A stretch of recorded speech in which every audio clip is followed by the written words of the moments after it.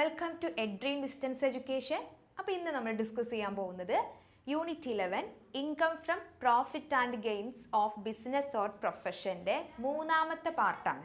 അപ്പോൾ കഴിഞ്ഞ പാർട്ടുകളിൽ നമ്മൾ income from business or profession എന്ന് പറഞ്ഞിട്ടുണ്ടെങ്കിൽ എന്താണ്, അതുപോലെ തന്നെ രണ്ടാമത്തെ പാർട്ടിൽ നമുക്ക് ഈ ഇൻകം ഫ്രം ബിസിനസ് ഓർ പ്രൊഫഷനിൽ അനുവദനീയമായ കുറച്ച് ഡിഡക്ഷൻസിനെ കുറിച്ചിട്ടൊക്കെയാണ് ഡിസ്കസ് ചെയ്തത്. ഓക്കെ, അപ്പോൾ ഈ ഒരു ചാപ്റ്ററിൽ നമ്മൾ പ്രധാനമായിട്ടും പഠിക്കാൻ പോകുന്നത് disallowances under the Income tax Act. അതായത് ചില ഇൻകം ഫ്രം ബിസിനസ് ഓർ പ്രൊഫഷൻ്റെ അണ്ടറിൽ ചില എക്സ്പെൻസസുകൾ നമുക്ക് ഡിഡക്ഷൻ ആയിട്ട് അനുവദനീയമല്ല.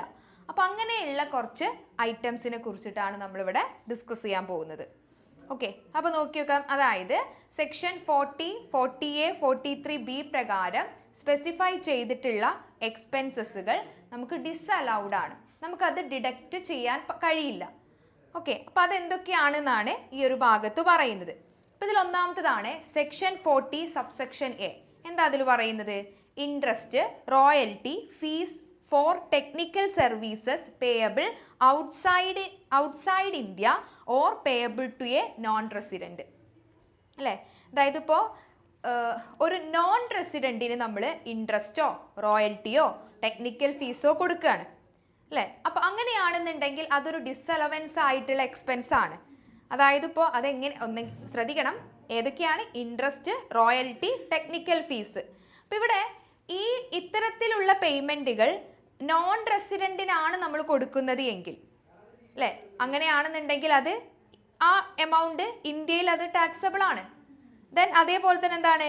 TDS കട്ട് ചെയ്തിരിക്കണം അല്ലേ. അപ്പം TDS കട്ട് ചെയ്ത് അത് സമയത്ത് നമ്മൾ ആ പേയ്മെൻറ്റ് അടച്ചിട്ടുണ്ടെങ്കിൽ നമുക്കത് എക്സ്പെൻസ് ആയിട്ട് അനുവദിക്കാം. പക്ഷെ നമ്മൾ TDS കട്ട് ചെയ്തിട്ടില്ല, അതായത് നമ്മളിപ്പോൾ ഒരു റോയൽറ്റി കൊടുക്കുകയാണ് ഒരു ഫോറിൻ കമ്പനിക്ക്. അപ്പോൾ നമ്മളിത് കൊടുക്കുമ്പോൾ TDS കട്ട് ചെയ്തിട്ടില്ല, അതേപോലെ തന്നെ നമ്മൾ സമയത്ത് ഇനിയിപ്പോൾ കട്ട് ചെയ്തു, ചിലപ്പോൾ നമ്മൾ ഗവൺമെൻറ്റിലേക്ക് അത് കറക്റ്റ് സമയത്ത് അടച്ചില്ല. അപ്പം എന്ത് സംഭവിക്കും? നമ്മൾ അങ്ങനെ കൊടുത്തിട്ടുള്ള റോയൽറ്റിക്ക് എന്ത് കിട്ടില്ല? ഡിഡക്ഷൻ കിട്ടൂല അല്ലേ. ഇപ്പോൾ ഒരു എക്സാമ്പിൾ ആയിട്ട് പറയുകയാണെന്നുണ്ടെങ്കിൽ ഒരു ഇന്ത്യൻ കമ്പനി ഒരു ഫോറിൻ കമ്പനിക്ക് ഒരു 1 lakh rupees എന്ത് കൊടുത്തു? റോയൽറ്റി നൽകി. അപ്പോൾ നമ്മൾ TDS കട്ട് ചെയ്തു. ഓക്കെ, അപ്പോൾ നമുക്ക് എന്ത് കിട്ടും? ഡിഡക്ഷൻ കിട്ടും. TDS കട്ട് ചെയ്തില്ലെങ്കിലോ ആ 1 lakh ഡിഡക്ഷൻ ആയിട്ട് നമുക്ക് ഇന്ത്യൻ കമ്പനിക്ക് അലൗഡ് അല്ല. ഓക്കെ, ഇനി നമ്മളത് പിന്നീട് TDS അടച്ചു, അങ്ങനെയാണെന്നുണ്ടെങ്കിൽ നമുക്ക് എന്ത് ചെയ്യാം? ആ വർഷത്തിൽ തന്നെ ഡിഡക്ഷൻ കിട്ടും. ദെൻ രണ്ടാമത്തെ പോയിന്റ് നോക്കി നോക്കൂ. സെക്ഷൻ 40 സബ്സെക്ഷൻ എ അല്ലേ, ആൻഡ് റൂൾ 1A IA. എന്താ ഇവിടെ പറയുന്നത്? ഇവിടെ payment to resident without TDS അല്ലേ, അതായത് payment or credit of interest, commission, rent, technical or professional fees, royalty and contract payment are given to a resident. നമ്മൾ resident, അതായത് ഇന്ത്യയിൽ താമസിക്കുന്ന ആളെയാണ് നമ്മൾ റെസിഡൻറ്റ് എന്ന് പറയുന്നത്. അപ്പോൾ ഈ റെസിഡൻറ്റിന് നമ്മൾ കുറച്ച് പേയ്മെൻറ്റുകൾ കൊടുക്കുകയാണ്. ഏതൊക്കെയാണ് ആ പേയ്മെൻറ്റ്? അതായത് interest, commission, rent, royalty, professional fees, technical fees, contract payment. Okay, അപ്പോൾ ഇത് നമ്മൾ TDS കട്ട് ചെയ്യാതെയോ സമയത്ത് TDS കട്ട് ചെയ്തു, പക്ഷേ നമ്മൾ എന്ത് ചെയ്തില്ല? ഗവൺമെൻറ്റിന് സമയത്ത് അത് അടച്ചില്ല. അങ്ങനെയാണെന്നുണ്ടെങ്കിൽ ആ എക്സ്പെൻസിൻ്റെ 30% ഡിസ്അലോ ചെയ്യും. ഇപ്പോൾ ഒരു എക്സാമ്പിൾ ആയിട്ട് പറയുകയാണെന്നുണ്ടെങ്കിൽ ഒരു CA കാരൻ അല്ലേ, അത് അപ്പം നമ്മൾ ചാർട്ടേഡ് അക്കൗണ്ടൻറ്റ് എന്താണ്? ഒരു പ്രൊഫഷണൽ ജോബാണ്. അപ്പോൾ ഈ ചാർട്ടേഡ് അക്കൗണ്ടൻറ്റിന് നമ്മൾ പ്രൊഫഷണൽ ഫീസ് ഒരു 50,000 രൂപ കൊടുത്തു എന്ന് വിചാരിച്ചോ അല്ല, അയാളൊരു റെസിഡൻ്റ് ആണ്, നമ്മളൊരു 50,000 രൂപ കൊടുത്തു, പക്ഷേ TDS കട്ട് ചെയ്തില്ല. അപ്പോൾ എന്താ സംഭവിക്കുക?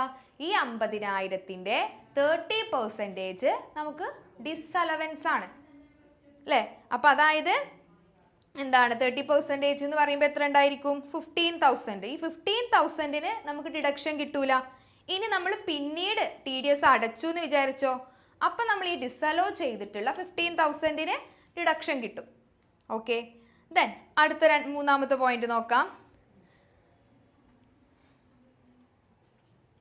TDS default when salary is paid to a non-resident or outside India. അല്ലേ? എന്താ പറയുന്നത് ഇവിടെ? ഇപ്പൊ സാലറി പേ ചെയ്തു ഒരു നോൺ റെസിഡന്റിന്. അപ്പൊ നമ്മൾ നോക്കി നോക്കുക, ഒരു നോൺ റെസിഡന്റ് ആയിട്ടുള്ള എംപ്ലോയി, അയാൾക്ക് നമ്മൾ സാലറി കൊടുക്കുകയാണ്. അപ്പൊ അവിടെ നമ്മൾ സാലറി കൊടുക്കുമ്പോൾ എന്ത് ചെയ്യണം? TDS കട്ട് ചെയ്യണം. TDS കട്ട് ചെയ്യാതിരുന്ന എന്താ സംഭവിക്കുക? സാലറി ഡിഡക്ഷൻ ലഭിക്കില്ല. ഓക്കെ, ഇപ്പൊ ഇവിടെ ഒരു ഫോറിൻ എംപ്ലോയിക്ക് നമ്മളിപ്പോൾ ഒരു 5 ലക്ഷം അല്ലെങ്കിൽ ഒരു 50,000 രൂപ സാലറി കൊടുത്തു, TDS കട്ട് ചെയ്തില്ല. അപ്പൊ എന്താ സംഭവിക്കുക? അവിടെ ഡിഡക്ഷൻ കിട്ടൂല. ഓക്കെ, ദെൻ നെക്സ്റ്റ് നോക്കി നോക്കാം. Fringe benefit tax, income tax, dividend tax, wealth tax including penalty, fine or interest. അല്ലേ? അപ്പൊ നമുക്ക് താഴെ പറയുന്ന ഐറ്റംസിന് ഡിഡക്ഷൻ കിട്ടൂല. ഏതൊക്കെയാണ്? Income tax, wealth tax, dividend distribution tax, penalty, fine, interest on tax. കാരണം എന്താ? ഇതൊന്നും ബിസിനസ് നടത്താനുള്ള എക്സ്പെൻസ് അല്ല. അല്ലേ? ഇപ്പൊ നമ്മൾ ഇൻകം ടാക്സ് ഒരു 20,000 രൂപ അടച്ചു, അത് ബിസിനസ് എക്സ്പെൻസ് ആണോ? അല്ല. അപ്പൊ അത് നമുക്ക് എന്ത് ചെയ്യാൻ പറ്റൂല? ഡിഡക്ഷൻ കിട്ടൂല. ദെൻ അതേപോലെ തന്നെ അടുത്ത് നോക്കി നോക്കാം. സെക്ഷൻ 40A പ്രകാരം സെക്ഷൻ 40 സബ്സെക്ഷൻ എ റൂൾ 5 അല്ലേ? അവിടെ എന്താ പറയുന്നത്? Tax on non monetary perquisite paid by employer. എന്താണ് നോൺ മോണിറ്ററി പെർക്യൂസൈറ്റ്സിന് കൊടുക്കുന്ന ടാക്സ്? അല്ലെ, പെർക്യൂസൈറ്റ്സ് എന്ന് പറഞ്ഞാൽ എന്താ? നമ്മൾ ഓൾറെഡി ഡിസ്കസ് ചെയ്തിട്ടുണ്ടായിരുന്നു. ഒരു എംപ്ലോയിക്ക് സാലറിക്ക് പുറമെ നൽകുന്ന ഒരു ബെനിഫിറ്റ് ആണ് എന്ത്? പെർക്യൂസൈറ്റ് എന്ന് പറയുന്നത്. അല്ലെ, നമ്മൾ എക്സാമ്പിൾ ആയിട്ട് കാർ കൊടുക്കുക, അക്കോമഡേഷൻ കൊടുക്കുക, അല്ലെ, ഫ്രീ ആയിട്ട് പല ബെനിഫിറ്റുകളും കൊടുക്കുക. അപ്പൊ ഇങ്ങനെ ഈ എംപ്ലോയിക്ക് ഇത്തരത്തിലുള്ള ബെനിഫിറ്റ് എംപ്ലോയർ കൊടുക്കുകയാണ്. അപ്പൊ അതിനെയാണ് നമ്മൾ പെർക്യൂസൈറ്റ് എന്ന് പറയുന്നത്. അപ്പൊ ആ പെർക്യൂസൈറ്റിന്റെ മുകളിൽ നമ്മൾ ടാക്സ് അടക്കണം. ഈ ടാക്സ് എംപ്ലോയർ അടക്കുകയാണെങ്കിൽ ആ ടാക്സ് ഡിഡക്ഷൻ ആയിട്ട് അനുവദിക്കില്ല. ആ ടാക്സ് ആരാ അടക്കേണ്ടത്? എംപ്ലോയിന്റെ ആണ്. എംപ്ലോയി അടക്കേണ്ടതാണ്. അപ്പൊ അവിടെ എംപ്ലോയിക്ക് വേണ്ടിയിട്ട് എംപ്ലോയർ ഈ ടാക്സ് അടക്കുകയാണെന്നുണ്ടെങ്കിൽ നമുക്ക് അതിന് ഡിഡക്ഷൻ കിട്ടൂല. ദെൻ ഓക്കെ 6th പോയിന്റ് നോക്കാം. Salary or interest paid by a firm to its partners. Section 40B. അല്ലേ? എന്താ പറയുന്നത് ഇവിടെ? ഇപ്പൊ പാർട്ട്ണർഷിപ്പ് ഫേമിലെ പാർട്ട്നേഴ്സിന് നമ്മൾ സാലറിയോ ഇൻട്രസ്റ്റോ ഒക്കെ കൊടുക്കാറുണ്ട്. അല്ലേ? നമ്മൾ പഠിച്ചിട്ടുണ്ട്. ഇങ്ങനെ കൊടുക്കുന്നതിന് കുറച്ച് പ്രത്യേക നിയമങ്ങളുണ്ട്. അല്ലെ? ഇപ്പൊ ഇവിടെ ശ്രദ്ധിക്കുക, ഒരു പാർട്ട്ണർക്ക് നമ്മൾ ഇൻട്രസ്റ്റ് കൊടുക്കുകയാണ്. അല്ലെ? ഇൻട്രസ്റ്റ് എങ്ങനെ കൊടുക്കുക? അവർ കൊണ്ടുവന്ന ക്യാപിറ്റലിന്റെ മുകളിൽ, അതായത് ഇൻട്രസ്റ്റ് ഓൺ ക്യാപിറ്റൽ അല്ലെങ്കിൽ ലോണ്, അത് കൊടുക്കുകയാണെന്നുണ്ടെങ്കിൽ പാർട്ട്ണർഷിപ്പ് ഡീഡില് ഇൻട്രസ്റ്റ് എങ്ങനെയാണ് കൊടുക്കേണ്ടത് എന്ന് പ്രത്യേകം പറഞ്ഞിരിക്കണം, മെൻഷൻ ചെയ്തിരിക്കണം. പിന്നെ അതുപോലെ തന്നെ ഇങ്ങനെ നമ്മൾ പാർട്ട്ണർക്ക് ഇൻട്രസ്റ്റ്, ക്യാപിറ്റലിന്റെ മുകളിൽ ഇൻട്രസ്റ്റ് കൊടുക്കുകയാണെന്നുണ്ടെങ്കിൽ അതിന്റെ മാക്സിമം 12% പെർ ആനം. അല്ലേ? ഓക്കെ, അപ്പൊ അതിന് താഴെ ആയിരിക്കണം. 12% മാക്സിമം അത്രേ കൊടുക്കാൻ പാടുള്ളൂ, അതിന് താഴെ ആയിരിക്കണം. ദെൻ ഇപ്പോൾ ഇവിടെ എക്സാമ്പിൾ ആയിട്ട് പറയുകയാണെന്നുണ്ടെങ്കിൽ ഇപ്പോൾ ഡീഡിൽ ഇൻട്രസ്റ്റ്, പാർട്ട്ണർഷിപ്പ് ഡീഡിൽ ഇൻട്രസ്റ്റ് 15% പറഞ്ഞിട്ടുള്ളത് എന്ന് വിചാരിച്ചോ. അപ്പോൾ നമുക്കറിയാം 12% വരെ കൊടുത്താൽ മാത്രമേ നമുക്ക് എന്ത് കിട്ടുള്ളൂ? ഡിഡക്ഷൻ കിട്ടുള്ളൂ. ബാക്കി എക്സ്ട്രാ വരുന്ന 3% എന്ത് കിട്ടില്ല? അത് ഡിഡക്ഷൻ കിട്ടൂല. അത് ഡിസ്അലൗഡ് ആയിട്ടുള്ള എക്സ്പെൻസ് ആണ്. ഓക്കെ, ദെൻ അതേപോലെ തന്നെ നമ്മൾ ഈ വർക്കിംഗ് പാർട്ട്ണർഷിപ്പിൽ നമുക്കറിയാം വർക്കിംഗ് പാർട്ട്ണർ ഉണ്ട്, സ്ലീപ്പിംഗ് പാർട്ട്ണർ ഉണ്ട്, അങ്ങനെ പല ടൈപ്സ് ഓഫ് പാർട്ട്നേഴ്സിനെ കുറിച്ച് നമ്മൾ പഠിച്ചിട്ടുണ്ട്. അപ്പോൾ ഈ വർക്കിംഗ് പാർട്ട്ണർക്ക് നമ്മൾ എന്ത് കൊടുക്കേണ്ടി വരും? സാലറിയോ റെമ്യൂണറേഷൻ അല്ലെങ്കിൽ ബോണസോ കമ്മീഷനോ അങ്ങനെയൊക്കെ കൊടുക്കാം. അപ്പോൾ അതിന് നമുക്ക് ഡിഡക്ഷൻ കിട്ടും. പക്ഷെ അതിന് കുറച്ച് കണ്ടീഷൻസ് ഉണ്ട്. എങ്ങനെയായിരിക്കണം? നമ്മൾ കൊടുക്കുന്നത്, റെമ്യൂണറേഷൻ കൊടുക്കുന്നത് ആർക്കായിരിക്കണം? Only for working capital. അല്ലേ? ദെൻ അതുപോലെ തന്നെ അത് എവിടെ പറഞ്ഞിരിക്കണം? പാർട്ട്ണർഷിപ്പ് ഡീഡിൽ പറഞ്ഞിരിക്കണം. പിന്നെ അതുപോലെ തന്നെ നമുക്ക് മാക്സിമം നമുക്ക് എത്രയാണ് കൊടുക്കേണ്ടത്, അതായത് ഇപ്പോൾ നമ്മളിപ്പോൾ എത്ര എമൗണ്ട് വരെ ഇവർക്ക് കൊടുത്താൽ ഡിഡക്ഷൻ കിട്ടും? അതായത് ഇവരുടെ ബുക്ക് പ്രോഫിറ്റിന്റെ 30%, അല്ലേ? ബുക്ക് പ്രോഫിറ്റിന്റെ ഇപ്പോൾ ആദ്യം, അതായത് ഇപ്പോൾ ഒരു എക്സാമ്പിൾ ആയിട്ട് പറയാം, ഓൺ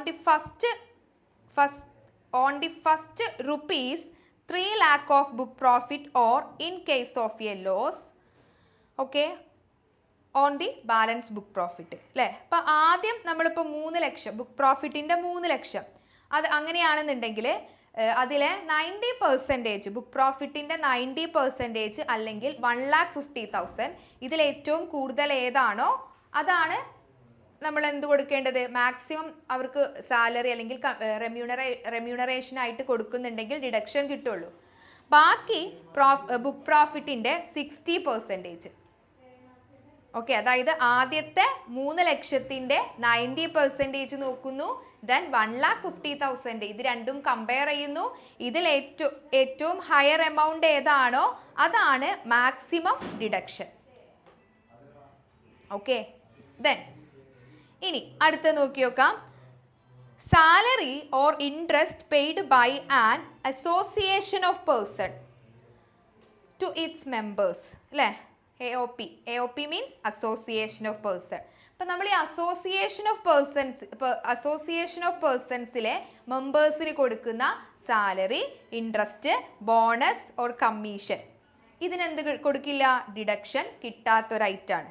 ദെൻ അതുപോലെ തന്നെ അടുത്ത് നോക്കി നോക്കാം. Section 40A subsection 2 excessive unreasonable payment to relatives or interconnected concern, അല്ലേ? ഇപ്പം നമ്മളിപ്പോൾ ഒരു സ്ഥാപനത്തിൻ്റെ, ഒരു ബിസിനസ്സിൻ്റെ ബന്ധുക്കൾക്കോ റിലേറ്റീവ്സിനോ അല്ലെങ്കിൽ അതുമായി ബന്ധപ്പെട്ട ഏതെങ്കിലും വ്യക്തികൾക്കോ നമ്മൾ കൂടുതൽ എമൗണ്ട് കൊടുക്കുകയാണെങ്കിൽ, അല്ലേ, അത് അസസിങ് ഓഫീസർ അത് കണ്ടെത്തിയാൽ അത് എന്ത് ചെയ്യും, അത് ഡിസലോ ചെയ്യും. ഇപ്പോൾ ഒരു എക്സാമ്പിൾ ആയിട്ട് പറയുകയാണെന്നുണ്ടെങ്കിൽ, ഇപ്പോൾ അസോസിയേഷൻ ഓഫ് അല്ലെങ്കിൽ ഒരു റിലേറ്റീവിന് നമ്മൾ ഒരു എക്സ്ട്രാ എമൗണ്ട് ഒരു 50,000 രൂപ കൊടുത്തു എന്ന് വിചാരിച്ചോ, അല്ലേ? അപ്പോൾ അങ്ങനെയാണെന്നുണ്ടെങ്കിൽ ആ 50,000 രൂപ എന്ത് ചെയ്യും, എക്സ്ട്രാ ആണ്, അയാൾ റിലേറ്റീവ് ആയതുകൊണ്ട് മാത്രം കൊടുക്കുന്നതാണ്. അപ്പോൾ അത് അസസിങ് ഓഫീസർ കണ്ടെത്തിയിട്ടുണ്ടെങ്കിൽ അത് ഡിസലൗഡ് ആയിട്ട് പ്രഖ്യാപിക്കും. ഈ റിലേറ്റീവ്സ് എന്ന് പറഞ്ഞാൽ ആരൊക്കെയാണ് അതിൽ ഉൾപ്പെടുക? നമ്മുടെ husband, wife, brother, sister, father, mother, son, daughter ഇവരൊക്കെ ഉൾപ്പെടും, അല്ലേ? അതേപോലെ തന്നെ സബ്സ്റ്റൻഷ്യൽ ഇൻട്രസ്റ്റ് അങ്ങനെ പറഞ്ഞാൽ എന്താ, ഇപ്പോൾ ഒരു കമ്പനിയിൽ 20% ഇക്വിറ്റി ക്യാപിറ്റൽ അല്ലെങ്കിൽ പ്രോഫിറ്റിന്റെ 20% സബ്സ്റ്റൻഷ്യൽ ഇൻട്രസ്റ്റ് ഉള്ള ഒരു പാർട്ട്ണർക്ക് നമ്മൾ എക്സസീവ് എമൗണ്ട് കൊടുക്കുകയാണെങ്കിൽ, അല്ലേ, അതും എന്താണ്, ഡിസലൗഡ് ആണ്. റിലേറ്റീവ്സിന്റെ പോലെ തന്നെയാണ്, അല്ലേ? അവരെന്താണ്, അവിടെ ആ ഒരു ഫേമിലുള്ള പ്രധാനപ്പെട്ട അല്ലെങ്കിൽ ഷെയർ കൈവശം വെച്ചിട്ടുള്ള ആളാണ്. അപ്പോൾ അവർക്ക് നമ്മൾ എക്സ്ട്രാ പേയ്മെന്റ് എന്ന് സാലറി, കമ്മീഷൻ എന്നൊക്കെ പറഞ്ഞിട്ട് കൊടുക്കുകയാണെങ്കിൽ അത് ആക്ച്വലി അസസിങ് ഓഫീസർക്ക് തോന്നുകയാണ് ഇത് കുറച്ച് കൂടുതലാണ്, അല്ലെ, എന്ന് കണ്ടെത്തി കഴിഞ്ഞിട്ടുണ്ടെങ്കിൽ അത് ഡിസലൗഡ് ആയിട്ട് പ്രഖ്യാപിക്കും. ദെൻ അതുപോലെ തന്നെ അടുത്ത് നോക്കി നോക്കൂ. സെക്ഷൻ 40A, അല്ലേ, എന്താ പറയുക, സബ്സെക്ഷൻ 3 ക്യാഷ് പേയ്മെന്റ് എക്സീഡിങ് ₹10,000. ഇപ്പം നമ്മൾ ഒരു ദിവസം ഒരാൾക്ക് 10,000 റുപ്പീസിനേക്കാളും കൂടുതൽ ക്യാഷ് പേയ്മെന്റ് കൊടുക്കുകയാണ്. ശ്രദ്ധിക്കണം, ക്യാഷ് ആയിട്ട്, കയ്യിൽ നമ്മൾ ക്യാഷ് ആയിട്ട് കൊടുക്കുകയാണ്, 10,000-ൽ കൂടുതൽ, അതിന് ഡിഡക്ഷൻ കിട്ടൂല. ഇപ്പോൾ ഒരു എക്സാമ്പിൾ ആയിട്ട് പറയുകയാണെന്നുണ്ടെങ്കിൽ, നമ്മളിപ്പോൾ റോ മെറ്റീരിയൽസ് പർച്ചേസ് ചെയ്തു, അതിന് നമ്മൾ 15,000 രൂപ കൊടുത്തു, ക്യാഷ് ആയിട്ടാണ് കൊടുത്തത്. അപ്പോൾ നമ്മുടെ ബിസിനസ് എക്സ്പെൻസ് ആണ് എന്ന് പറഞ്ഞിട്ട് 15,000 നമുക്ക് കുറക്കാൻ കഴിയില്ല. കാരണം എന്താ, അങ്ങനെ നമ്മൾ 15,000-ന് മുകളിൽ എമൗണ്ട് കൊടുക്കുകയാണെന്നുണ്ടെങ്കിൽ അത് എങ്ങനെയായിരിക്കണം, ഒന്നല്ലെങ്കിൽ അത് ചെക്ക്, അല്ലെ, അക്കൗണ്ട് പേയി വഴി അല്ലെങ്കിൽ ചെക്ക് ഓർ ഡ്രാഫ്റ്റ് വഴി ആയിരിക്കണം. ഓക്കെ, ദെൻ പക്ഷേ ഈ ലോറി ഹയറിങ്, അതുപോലെ തന്നെ ലീസിങ്, ട്രാൻസ്പോർട്ട് ബിസിനസ് ഇവക്കൊക്കെ മാക്സിമം ലിമിറ്റ് എന്ന് പറഞ്ഞിട്ടുണ്ടെങ്കിൽ എത്ര റുപ്പീസാണ്, ₹35,000 ആണ്. അപ്പം അതൊഴികെ ബാക്കിയുള്ളതൊക്കെ എന്താണ്, 10,000, അല്ലേ? അതായത് 10,000 വരെ മാത്രമേ നമുക്ക് എന്തുള്ളൂ, ക്യാഷ് പേയ്മെന്റ് കൊടുക്കാൻ പറ്റുള്ളൂ. ദെൻ അതുപോലെ തന്നെ ഈ റൂള് 6DD എക്സെപ്ഷൻസ് ഉണ്ട്. അപ്പം താഴെ പറയുന്ന കുറച്ച് കണ്ടീഷൻസിൽ ക്യാഷ് പേയ്മെന്റ് ചെയ്താലും ഡിഡക്ഷൻ കിട്ടും. ഏതൊക്കെയാണത്? ഇപ്പം നമ്മൾ ഈ ബാങ്ക് ഓർ LIC പേയ്മെന്റ്, അല്ലേ, അതായത് ഇപ്പോൾ ഈ RBI, SBI, cooperative bank, LIC ഇവർക്കൊക്കെ നമ്മൾ പേയ്മെന്റ് കൊടുക്കുകയാണെന്നുണ്ടെങ്കിൽ അതിന് നമുക്കിപ്പോൾ ക്യാഷ് ആയിട്ട് കൊടുക്കുകയാണെങ്കിലും നമുക്ക് ഡിഡക്ഷൻ കിട്ടും. ഇനി നമ്മൾ ഗവൺമെന്റിലേക്ക് എന്തെങ്കിലും പേയ്മെന്റ് കൊടുക്കുകയാണെങ്കിൽ, അത് നമ്മൾ ബാങ്ക് ത്രൂ അല്ലാതെ നേരിട്ട് ക്യാഷ് കൊടുക്കുകയാണെന്നുണ്ടെങ്കിലും അതിന് ഡിഡക്ഷൻ കിട്ടും, അല്ലേ? അതേപോലെ തന്നെ ഈ ബാങ്കിങ് ചാനൽസ് അല്ലേ, അതായത് ഇപ്പോൾ ഈ letter of credit, bank transfer, credit card, debit card, ഇങ്ങനെയൊക്കെ ഇതിനൊക്കെ നമ്മൾ എന്തെങ്കിലും രീതിയിൽ ക്യാഷ് ആയിട്ട് കൊടുക്കുകയാണെന്നുണ്ടെങ്കിൽ അതിനും നമുക്ക് ഡിഡക്ഷൻ കിട്ടും. പിന്നെ അതുപോലെ തന്നെ ഈ ഫാർമേഴ്സിൽ നിന്ന് നമ്മൾ പർച്ചേസ് ചെയ്യുമ്പോൾ, അതായത് ഇപ്പോൾ ഈ agricultural produce, poultry products, fish product, അതുപോലെ തന്നെ നമ്മുടെ ഹോർട്ടിക്കൾച്ചർ പ്രൊഡക്റ്റ് അല്ലേ, അതിനൊക്കെ നമുക്ക് എന്ത് കിട്ടും? ഈ ക്യാഷ് പേയ്മെൻറ്റ്. അങ്ങനെ ഒരു 10,000-ൻ്റെ ലിമിറ്റ് ഒന്നുമില്ല, നമുക്ക് ഡിഡക്ഷൻ അനുവദനീയമായതാണ്. അതുപോലെ തന്നെ ഈ കോട്ടേജ് ഇൻഡസ്ട്രി പ്രോഡക്ട്സ് അല്ലേ, അതായത് നമ്മൾ ഈ കോട്ടേജ് ഇൻഡസ്ട്രി പ്രോഡക്ട്സ് വാങ്ങുകയാണെന്നുണ്ടെങ്കിലും ക്യാഷ് പേയ്മെൻറ്റ് കൊടുത്താൽ കുഴപ്പമൊന്നുമില്ല, നമുക്ക് അതിന് ഡിഡക്ഷൻ കിട്ടും. അതേപോലെ തന്നെ ഈ റൂറൽ ഏരിയാസ് ഉണ്ടല്ലോ, അതായത് ഈ ബാങ്കിങ് സർവീസസുകളൊക്കെ വളരെ കുറവുള്ള കുറച്ച് ഏരിയകൾ ഉണ്ടല്ലോ, അപ്പോൾ അവിടെയും നമുക്ക് വേറെ നമുക്ക് ക്യാഷ് അല്ലാതെ വേറെ രീതിയിൽ കൊടുക്കാൻ കഴിയുന്നില്ല. അങ്ങനെയാണെങ്കിൽ നമുക്ക് 10,000-ൻ്റെ മുകളിൽ ഡയറക്റ്റ് ആയിട്ട് ക്യാഷ് പേയ്മെൻറ്റ് കൊടുത്താലും എന്ത് കിട്ടും? ഡിഡക്ഷൻ കിട്ടും. അതേപോലെ തന്നെ നമുക്കിപ്പോൾ ഈ ഗ്രാറ്റുവിറ്റി, റിട്രഞ്ച്മെന്റ് കോമ്പൻസേഷൻ, അതായത് നമ്മുടെ ടെർമിനേഷൻ ബെനിഫിറ്റുകൾ ഉണ്ടല്ലോ, അപ്പോൾ അതിന് നമുക്ക് മാക്സിമം എത്ര വരെയാണ് ബെനിഫിറ്റ് കിട്ടുക? 50,000 വരെ ബെനിഫിറ്റ് അല്ല, 50,000 വരെ ക്യാഷ് പേയ്മെന്റ് ചെയ്താലും കുഴപ്പമില്ല. ഇനി അതുപോലെ തന്നെ എന്താണ്, അതുവരെ ഉള്ളൂ കേട്ടോ. അതിനപ്പുറത്തേക്ക് നമുക്ക് കിട്ടുകയാണെന്നുണ്ടെങ്കിൽ അതിന് ഡിഡക്ഷൻ കിട്ടൂല. then അതുപോലെ തന്നെ ഈ ബാങ്ക് ഹോളിഡേയ്സ് അല്ലെങ്കിൽ വല്ല സ്ട്രൈക്ക് ഒക്കെ വരികയാണ് അല്ലെ, അതായത് ബാങ്ക് ക്ലോസ് ചെയ്ത ദിവസം നമുക്ക് ബാങ്ക് ത്രൂ ക്യാഷ് അടക്കാൻ പറ്റുന്നില്ല, അപ്പം നമുക്ക് ഇനി ക്യാഷ് പേയ്മെന്റ് കൊടുത്താലും നമുക്ക് ഡിഡക്ഷൻ കിട്ടും. അതേപോലെ തന്നെ ഏജന്റ് പേയ്മെന്റ്സ് അല്ലേ, ഇപ്പം നമ്മൾ ഏജന്റിന് ക്യാഷ് നൽകി അയാൾ അത് മറ്റുള്ളവർക്ക് പേയ്മെന്റ് കൊടുക്കുകയാണെന്നുണ്ടെങ്കിൽ അതിനും നമുക്ക് ഡിഡക്ഷൻ കിട്ടും. അതുപോലെ തന്നെ ഫോറിൻ കറൻസി പർച്ചേസസ്, നമ്മൾ ഈ ഓതറൈസ്ഡ് ഡീലർ ഓർ മണി ചേഞ്ചേഴ്സിനൊക്കെ നമ്മൾ ക്യാഷ് പേയ്മെന്റ് കൊടുക്കുകയാണെന്നുണ്ടെങ്കിൽ അതിന് നമുക്ക് ഡിഡക്ഷൻ കിട്ടും. അതുപോലെ തന്നെ സാലറി ഇൻ സ്പെഷ്യൽ കേസസ്, ഇപ്പോൾ ഒരാൾ 15 ഡേയ്സിൽ കൂടുതൽ മറ്റൊരു സ്ഥലത്തോ അല്ലെങ്കിൽ വല്ല ഷിപ്പിലൊക്കെ ജോലി ചെയ്യാണ്, അപ്പോൾ അവിടെ എന്താണ് ബാങ്ക് അക്കൗണ്ട് ഇല്ല എന്നുണ്ടെങ്കിൽ ക്യാഷ് ആയിട്ട് സാലറി കിട്ടുകയാണെന്നുണ്ടെങ്കിൽ അതിനും ഡിഡക്ഷൻ കിട്ടും. അപ്പോൾ അതാണ് റൂൾ 60DD എന്ന് പറയുന്നത്. അപ്പോൾ അതെന്താണ്, നമ്മൾ നേരത്തെ പറഞ്ഞു നോർമൽ കേസിൽ 10,000 വരെ ക്യാഷ് പേയ്മെന്റ് അനുവദിക്കുന്നുള്ളൂ. 10,000-ന് മുകളിൽ നമ്മൾ പേയ്മെന്റ് ചെയ്യുകയാണെന്നുണ്ടെങ്കിൽ അതിന് ഡിഡക്ഷൻ കിട്ടൂല. പേയ്മെന്റ് നമുക്ക് ചെയ്യാം, പക്ഷെ ടാക്സിൽ നിന്ന് ഡിഡക്ഷൻ കിട്ടണമെന്നുണ്ടെങ്കിൽ ബാങ്ക് ത്രൂ ആയിരിക്കണം. പക്ഷെ അത് ഇല്ലാത്ത കുറച്ച്, അല്ലെങ്കിൽ അതിൽ നിന്ന് നമുക്ക് ചിലപ്പോൾ ചില കേസുകളിൽ നമുക്ക് ഡിഡക്ഷൻ കിട്ടും. എങ്ങനെയാണ്, നമ്മളിപ്പോൾ ഇത്രയും കാര്യങ്ങൾ ഡിസ്കസ് ചെയ്തല്ലോ അല്ലേ, അപ്പോൾ ആ ഒരു സിറ്റുവേഷനിൽ നമുക്ക് ക്യാഷ് പേയ്മെന്റ് ചെയ്താലും ഡിഡക്ഷൻസ് കിട്ടും. ഓക്കെ, ദെൻ അതുപോലെ തന്നെ അടുത്ത് നോക്കി നോക്കാം, പ്രൊവിഷൻ ഫോർ ഗ്രാറ്റുവിറ്റി. ഗ്രാറ്റുവിറ്റി എന്ന് പറഞ്ഞിട്ടുണ്ടെങ്കിൽ എന്താ, ഒരു എംപ്ലോയി ഒരുപാട് വർഷം ഒരു സ്ഥാപനത്തിൽ വർക്ക് ചെയ്യുന്നത് കൊണ്ട് അപ്പോൾ അതിനുള്ളൊരു നന്ദി എന്നുള്ള രൂപേണ ആര് കൊടുക്കുന്നതാണ്? എംപ്ലോയർ കൊടുക്കുന്നതാണ് അല്ലേ. അപ്പോൾ അതിന് വേണ്ടിയിട്ട് നമ്മൾ എന്ത് ചെയ്യാണ്? പ്രൊവിഷൻ കീപ്പ് ചെയ്യാണ്. അതായത് എംപ്ലോയിക്ക് ഗ്രാറ്റുവിറ്റി കൊടുക്കാൻ വേണ്ടിയിട്ട് നമ്മൾ പ്രൊവിഷൻ കീപ്പ് ചെയ്യാണ്. അപ്പോൾ നമ്മൾ വെറും ഒരു പ്രൊവിഷൻ ഉണ്ടാക്കിയിട്ടുണ്ടെങ്കിൽ അതിന് ഡിഡക്ഷൻ കിട്ടൂല. നമ്മൾ അപ്രൂവ്ഡ് ഗ്രാറ്റുവിറ്റി ഫണ്ടിലേക്ക് കോൺട്രിബ്യൂഷൻ നൽകിയാൽ നമുക്ക് എന്ത് കിട്ടും? ഡിഡക്ഷൻ കിട്ടും. ഓക്കെ, ദെൻ അതുപോലെ തന്നെ അടുത്ത് നോക്കിയേക്കാം, സെക്ഷൻ 40A സബ്സെക്ഷൻ 9 അല്ലേ, employer contribution to unrecognised provident fund. അപ്പോൾ ഇവിടെ എന്താ പറയുന്നത്, ഒരു എംപ്ലോയർ അൺറെക്കഗ്നൈസ്ഡ് പ്രൊവിഡന്റ് ഫണ്ടിലേക്ക് കോൺട്രിബ്യൂട്ട് ചെയ്താൽ ഡിഡക്ഷൻ കിട്ടുമോ? ഇല്ല. നമ്മൾ പഠിച്ചിട്ടുണ്ട്, recognised provident fund, statutory provident fund, approved superannuation fund, approved gratuity fund, ഇതിലേക്കൊക്കെ കോൺട്രിബ്യൂട്ട് ചെയ്തെങ്കിൽ മാത്രമാണ് എന്ത് കിട്ടുള്ളൂ? ഡിഡക്ഷൻ കിട്ടുള്ളൂ. ദെൻ സെക്ഷൻ 43B പറയുന്നത് എന്താണ്? Deduction allowed only on actual payment അല്ലേ. ചില എക്സ്പെൻസുകൾ നമ്മൾ അത് അടച്ചെങ്കിൽ മാത്രമാണ് അതിന് ഡിഡക്ഷൻ കിട്ടുള്ളൂ. അങ്ങനെയുള്ള കുറച്ച് എക്സ്പെൻസസുകൾ ഉണ്ട്. ഏതൊക്കെയാണത്? ടാക്സ്, ഡ്യൂട്ടി, സെസ്, ഫീസ് അല്ലേ. അതായത് ഇപ്പോൾ നമ്മുടെ GST, എക്സൈസ് ഡ്യൂട്ടി, ഇത്. അതുപോലെ തന്നെ എംപ്ലോയർ കോൺട്രിബ്യൂഷൻ, ഇപ്പോൾ എംപ്ലോയർ പ്രൊവിഡന്റ് ഫണ്ടിലേക്കോ സൂപ്പർ ആനുവേഷൻ ഫണ്ടിലേക്കോ എംപ്ലോയി വെൽഫെയർ ഫണ്ടിലേക്കൊക്കെ കോൺട്രിബ്യൂട്ട് ചെയ്യാണ്. പക്ഷെ കോൺട്രിബ്യൂട്ട് ചെയ്തിട്ടില്ല, ചെയ്യാതെ നമുക്കൊരു എക്സ്പെൻസ് ഉണ്ട് എന്ന് പറഞ്ഞിട്ട് ഈ ഒരു എക്സ്പെൻസിന് എന്ത് കിട്ടൂല? നമുക്ക് ഡിഡക്ഷൻ കിട്ടൂല. ഇതൊക്കെ പേ ചെയ്തെങ്കിൽ മാത്രം എന്ത് കിട്ടുള്ളൂ? ഡിഡക്ഷൻ കിട്ടുള്ളൂ. ദെൻ ബോണസ് ഓർ കമ്മീഷൻ അല്ലെ, എംപ്ലോയീസിന് നമ്മൾ കൊടുക്കുന്ന ബോണസ് ഓർ കമ്മീഷൻ.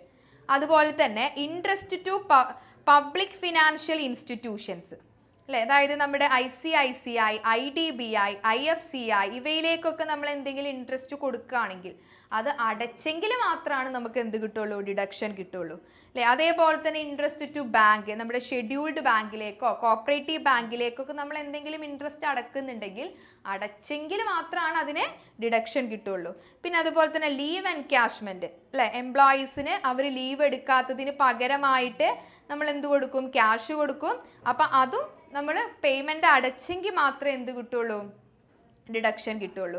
ദെൻ അതുപോലെ തന്നെ എന്താണ്? റെയിൽവേ അസറ്റ് ചാർജസ്, അല്ലേ? ഇന്ത്യൻ റെയിൽവേസിന് നൽകുന്ന ചാർജസ്, ഇതൊക്കെ നമുക്ക് അടച്ചെങ്കിൽ മാത്രമാണ് എന്ത് കിട്ടുന്നുള്ളൂ? ഡിഡക്ഷൻ കിട്ടുള്ളൂ. ഓക്കെ, അപ്പോൾ ഇത്രയും കാര്യങ്ങളാണ് ഈ ഒരു ഭാഗത്ത് പറയാനുള്ളത്. അപ്പം നമ്മൾ ഈ ഒരു എന്താണ് ഇതിൽ മെയിനായിട്ട് നമ്മൾ പറയുന്നത്?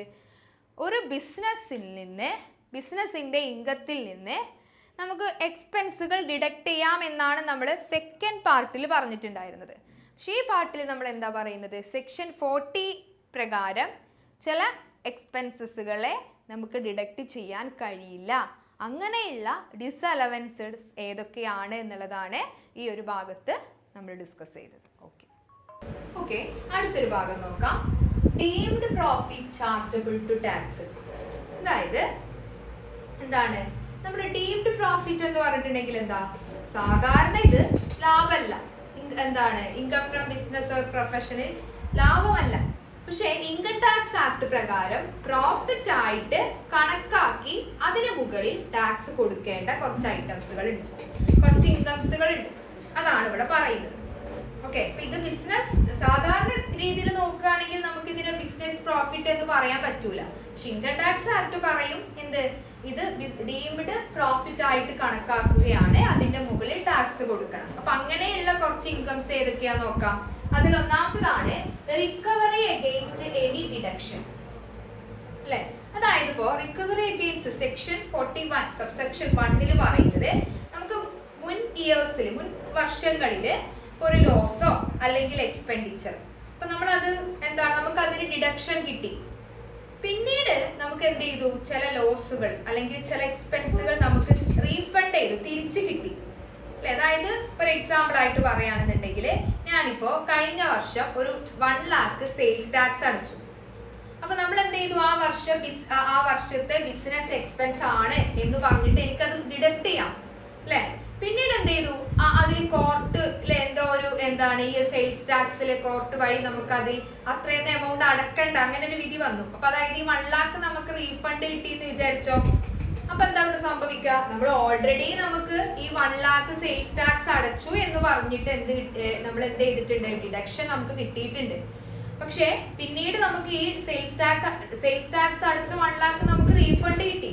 അപ്പൊ അത് നമ്മൾ എന്ത് ചെയ്തു? അത് നമ്മുടെ ബിസിനസ് ഇൻകം ആയിട്ട് നെക്സ്റ്റ് ഇയറിൽ എപ്പോഴാണോ നമുക്ക് അത് റീഫണ്ട് കിട്ടിയത് ആ ഇയറിലെ ബിസിനസ് ഇൻകം ആയിട്ട് കണക്കാക്കണം. ദെൻ അതിന് നമ്മൾ എന്ത് കൊടുക്കണം? ആ ഇയർ ഏത് ഇയറിലാണോ കിട്ടിയത് ആ ഇയറിൽ അതിന് ടാക്സ് അടക്കും വേണം. ഓക്കെ, ദെൻ അപ്പൊ ഇത് നമുക്ക് ഇതുമായി ബന്ധപ്പെട്ട് പ്രധാനപ്പെട്ട കാര്യം എന്താ ഓർത്തിരിക്കേണ്ടത്? ഡിഡക്ഷൻ നമുക്ക് ഓൾറെഡി കിട്ടിയ എക്സ്പെൻസ് ആയിരിക്കണം. ഈ എക്സ്പെൻസ് നമുക്ക് എന്ത് ചെയ്യണം? റീഫണ്ട് കിട്ടി. ഓക്കെ, അതായത് ഇനിയിപ്പോ റീഫണ്ട് അത് ഇനിയിപ്പോ ബിസിനസ് ഇപ്പൊ ചില കേസുകളിൽ ഡിസ്കണ്ടിന്യൂ, ഇപ്പൊ ഈ 2-3 വർഷം മുന്നേ നമ്മൾ നടത്തിയിട്ടുള്ള ഒരു ബിസിനസ്സിന് നമുക്ക് എന്തെങ്കിലും ഒരു എക്സ്പെൻസ് നമുക്ക് ഉണ്ടായി, നമ്മൾ അതിന് ഡിഡക്ഷൻ നമുക്ക് കിട്ടി. പിന്നീട് നമ്മൾ ആ ബിസിനസ് പൂട്ട് ചെയ്ത് വിചാരിച്ചോ, ക്ലോസ് ചെയ്തു എന്ന് വിചാരിച്ചോ, ആ സമയം നമുക്ക് എന്ത് ചെയ്തു? ആ എക്സ്പെൻസ് നമ്മൾ ചെലവാക്കിയിട്ടുള്ള ആ ഒരു ചെലവ് നമുക്ക് റീഫണ്ട് കിട്ടി.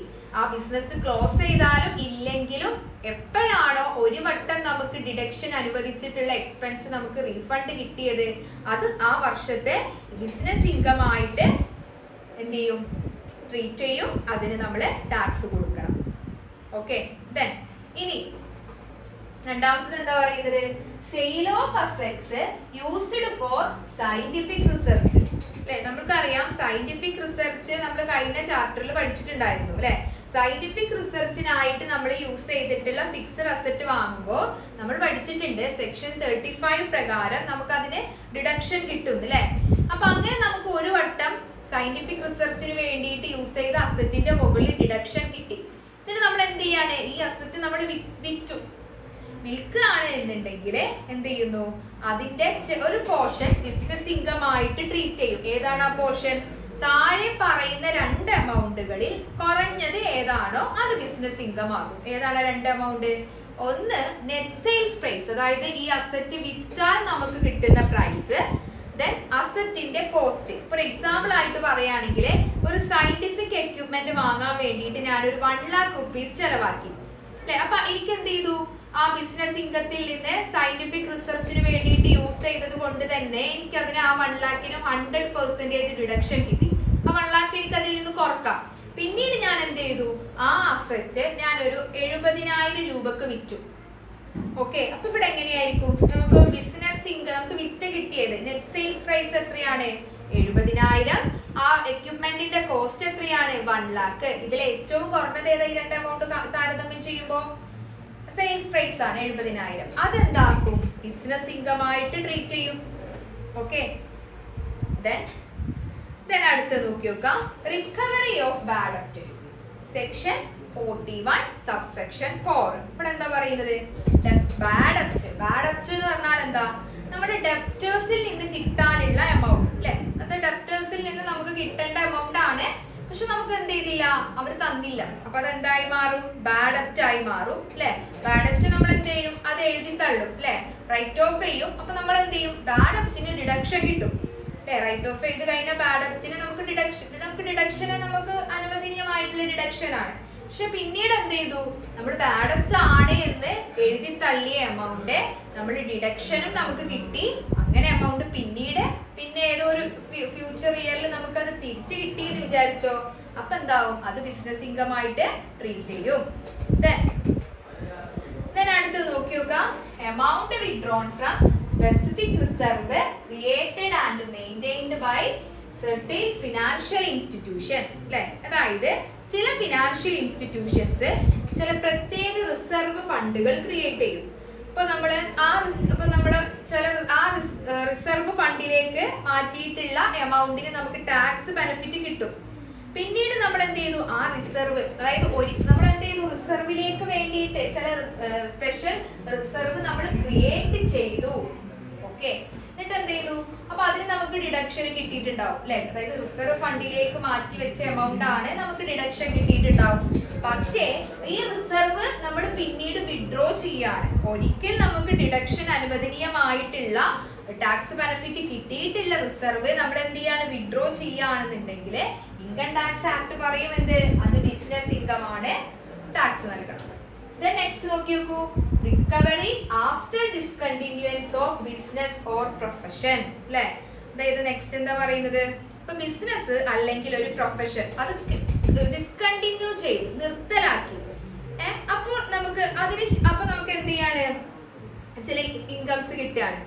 ഒരു എക്സാമ്പിൾ ആയിട്ട് പറയുകയാണെന്നുണ്ടെങ്കിൽ ഒരു ബിസിനസ്മാന് ഒരു 2025 അയാളുടെ ബിസിനസ് ക്ലോസ് ചെയ്തു. അപ്പോ ആ ക്ലോസ് ചെയ്യുന്ന സമയത്ത് പിന്നെ 2026 ഒരു കസ്റ്റമർ അയാൾക്ക് എന്ത് കൊടുക്കാനുണ്ടായിരുന്നു, പൈസ കൊടുക്കാനുണ്ടായിരുന്നു, അത് തിരിച്ചു കിട്ടി. അപ്പൊ അവിടെ ബിസിനസ് ഒന്നും ഇല്ല എന്ന് വിചാരിച്ചിട്ട് ആ കിട്ടിയ പൈസനെ ഇൻകം ടാക്സ് ആക്ട് എന്താ പറയാ, അത് ബിസിനസ് ഇൻകം ആണ്. ഡിസ്കണ്ടിന്യൂ ചെയ്താലും ബിസിനസ് ഉള്ള സമയത്ത് നിങ്ങൾക്ക് കിട്ടേണ്ടിയിരുന്ന ഇൻകം ആണ്, അത് ബിസിനസ് ഡിസ്കണ്ടിന്യൂ ചെയ്തപ്പോഴാണ് കിട്ടിയത്. പക്ഷെ അത് ബിസിനസ് ഇൻകം ആയിട്ട് ഇൻകം ടാക്സ് ആക്ട് പ്രകാരം കണക്കാക്കും. അപ്പൊ ഇത്രയും കേസുകളാണ് എന്ത്, ഡീംഡ് പ്രോഫിറ്റ് എന്ന പേരിൽ അറിയപ്പെടുന്നത്. ഓക്കെ, അടുത്ത ഭാഗം നോക്കാം. Maintenance of books of accounts become compulsory അല്ലെ. അതായത് നിർബന്ധമായിട്ടും ബുക്സ് ഓഫ് അക്കൗണ്ട് മെയിൻറ്റെയിൻ ചെയ്യേണ്ട കുറച്ച് സിറ്റുവേഷൻസ് ഉണ്ട്. ഇവിടെ നമ്മൾ പറയുന്നത് income tax act section 44A പ്രകാരം ചില വ്യക്തികള് നിർബന്ധമായിട്ടും കമ്പൽസറിലി എന്ത് കീപ്പ് ചെയ്യണം, ബുക്സ് ഓഫ് അക്കൗണ്ട് കീപ്പ് ചെയ്യണം. അത് കമ്പൽസറി ആണ്. ഓക്കെ, അപ്പൊ ഏതൊക്കെയാണ് ആ സിറ്റുവേഷൻ നോക്കാം. ഒന്നാമതാണ് സെക്ഷൻ 44AA സബ്സെക്ഷൻ 1 പറയുന്നു സ്പെസിഫൈഡ് പ്രൊഫഷൻ നടത്തുന്ന ആളുകൾ അല്ലെ. ആരാണ് ഈ സ്പെസിഫൈഡ് പ്രൊഫഷൻ എന്ന് പറഞ്ഞ കാറ്റഗറിയിൽ വരിക? താഴെ പറയുന്ന ആളുകളാണ്. അതായത് നമ്മുടെ legal profession. Legal profession means നമ്മളെ അഡ്വക്കേറ്റ് അല്ലെ. അതുപോലെ തന്നെ medical profession, doctors, engineering profession, architecture profession, CA, പിന്നെ അതുപോലെ തന്നെ chartered accountant, technical consultancy, interior decoration, അതുപോലെ തന്നെ ഓതറൈസ്ഡ് റെപ്രസെന്റേറ്റീവ്സ്, ഫിലിം ആർട്ടിസ്റ്റ്, അതുപോലെ തന്നെ കമ്പനി സെക്രട്ടറി, ഇൻഫർമേഷൻ ടെക്നോളജി അതായത് IT പ്രൊഫഷണൽസ്, അങ്ങനെയുള്ള അതുപോലെ തന്നെ CBDT ഗസറ്റിയിൽ വരുന്ന കുറച്ച് പ്രൊഫഷൻസ്. ഇത്രയും കാറ്റഗറീസിനെയാണ് നമ്മൾ സ്പെസിഫൈഡ് പ്രൊഫഷൻ എന്നുള്ള കാറ്റഗറിയിൽ വരിക. ഇവർ എന്ത് ചെയ്യണം? ബുക്സ് ഓഫ് അക്കൗണ്ട് അവരെ മെയിൻറ്റെയിൻ ചെയ്യണം. അപ്പൊ ഇവിടെ എന്തിനാണ് ഇവർ ഈ ബുക്സ് ഓഫ് അക്കൗണ്ട് മെയിൻറ്റെയിൻ ചെയ്യണമെന്ന് പറയുന്നത്? ഇവരുടെ ഈ അസസിംഗ് ഓഫീസറിന് ടോട്ടൽ ഇൻകം കണക്കാക്കാൻ വേണ്ടിയിട്ടാണ് എന്ത് ചെയ്യുന്നത്? ഈ ബുക്സ് ഓഫ് അക്കൗണ്ട് ഇത്തരത്തിലുള്ള പ്രൊഫഷണൽസ് കീപ്പ് ചെയ്യണം എന്ന് പറയുന്നത് അല്ലെ. അപ്പൊ ഇവിടെ എന്ത് ചെയ്യണം? അപ്പോ അവർക്ക് ടോട്ടൽ ഇവരുടെയൊക്കെ ടോട്ടൽ ഇൻകം കാൽക്കുലേറ്റ് ചെയ്യാൻ വേണ്ടിയിട്ട് ആവശ്യമായിട്ടുള്ള രേഖകളും അതുപോലെ തന്നെ അക്കൗണ്ട്സ് ബുക്കൊക്കെ ആര് കീപ്പ് ചെയ്യണം? ഈ സ്പെസിഫൈഡ് പ്രൊഫഷണൽസ് കീപ്പ് ചെയ്യേണ്ടി വരും.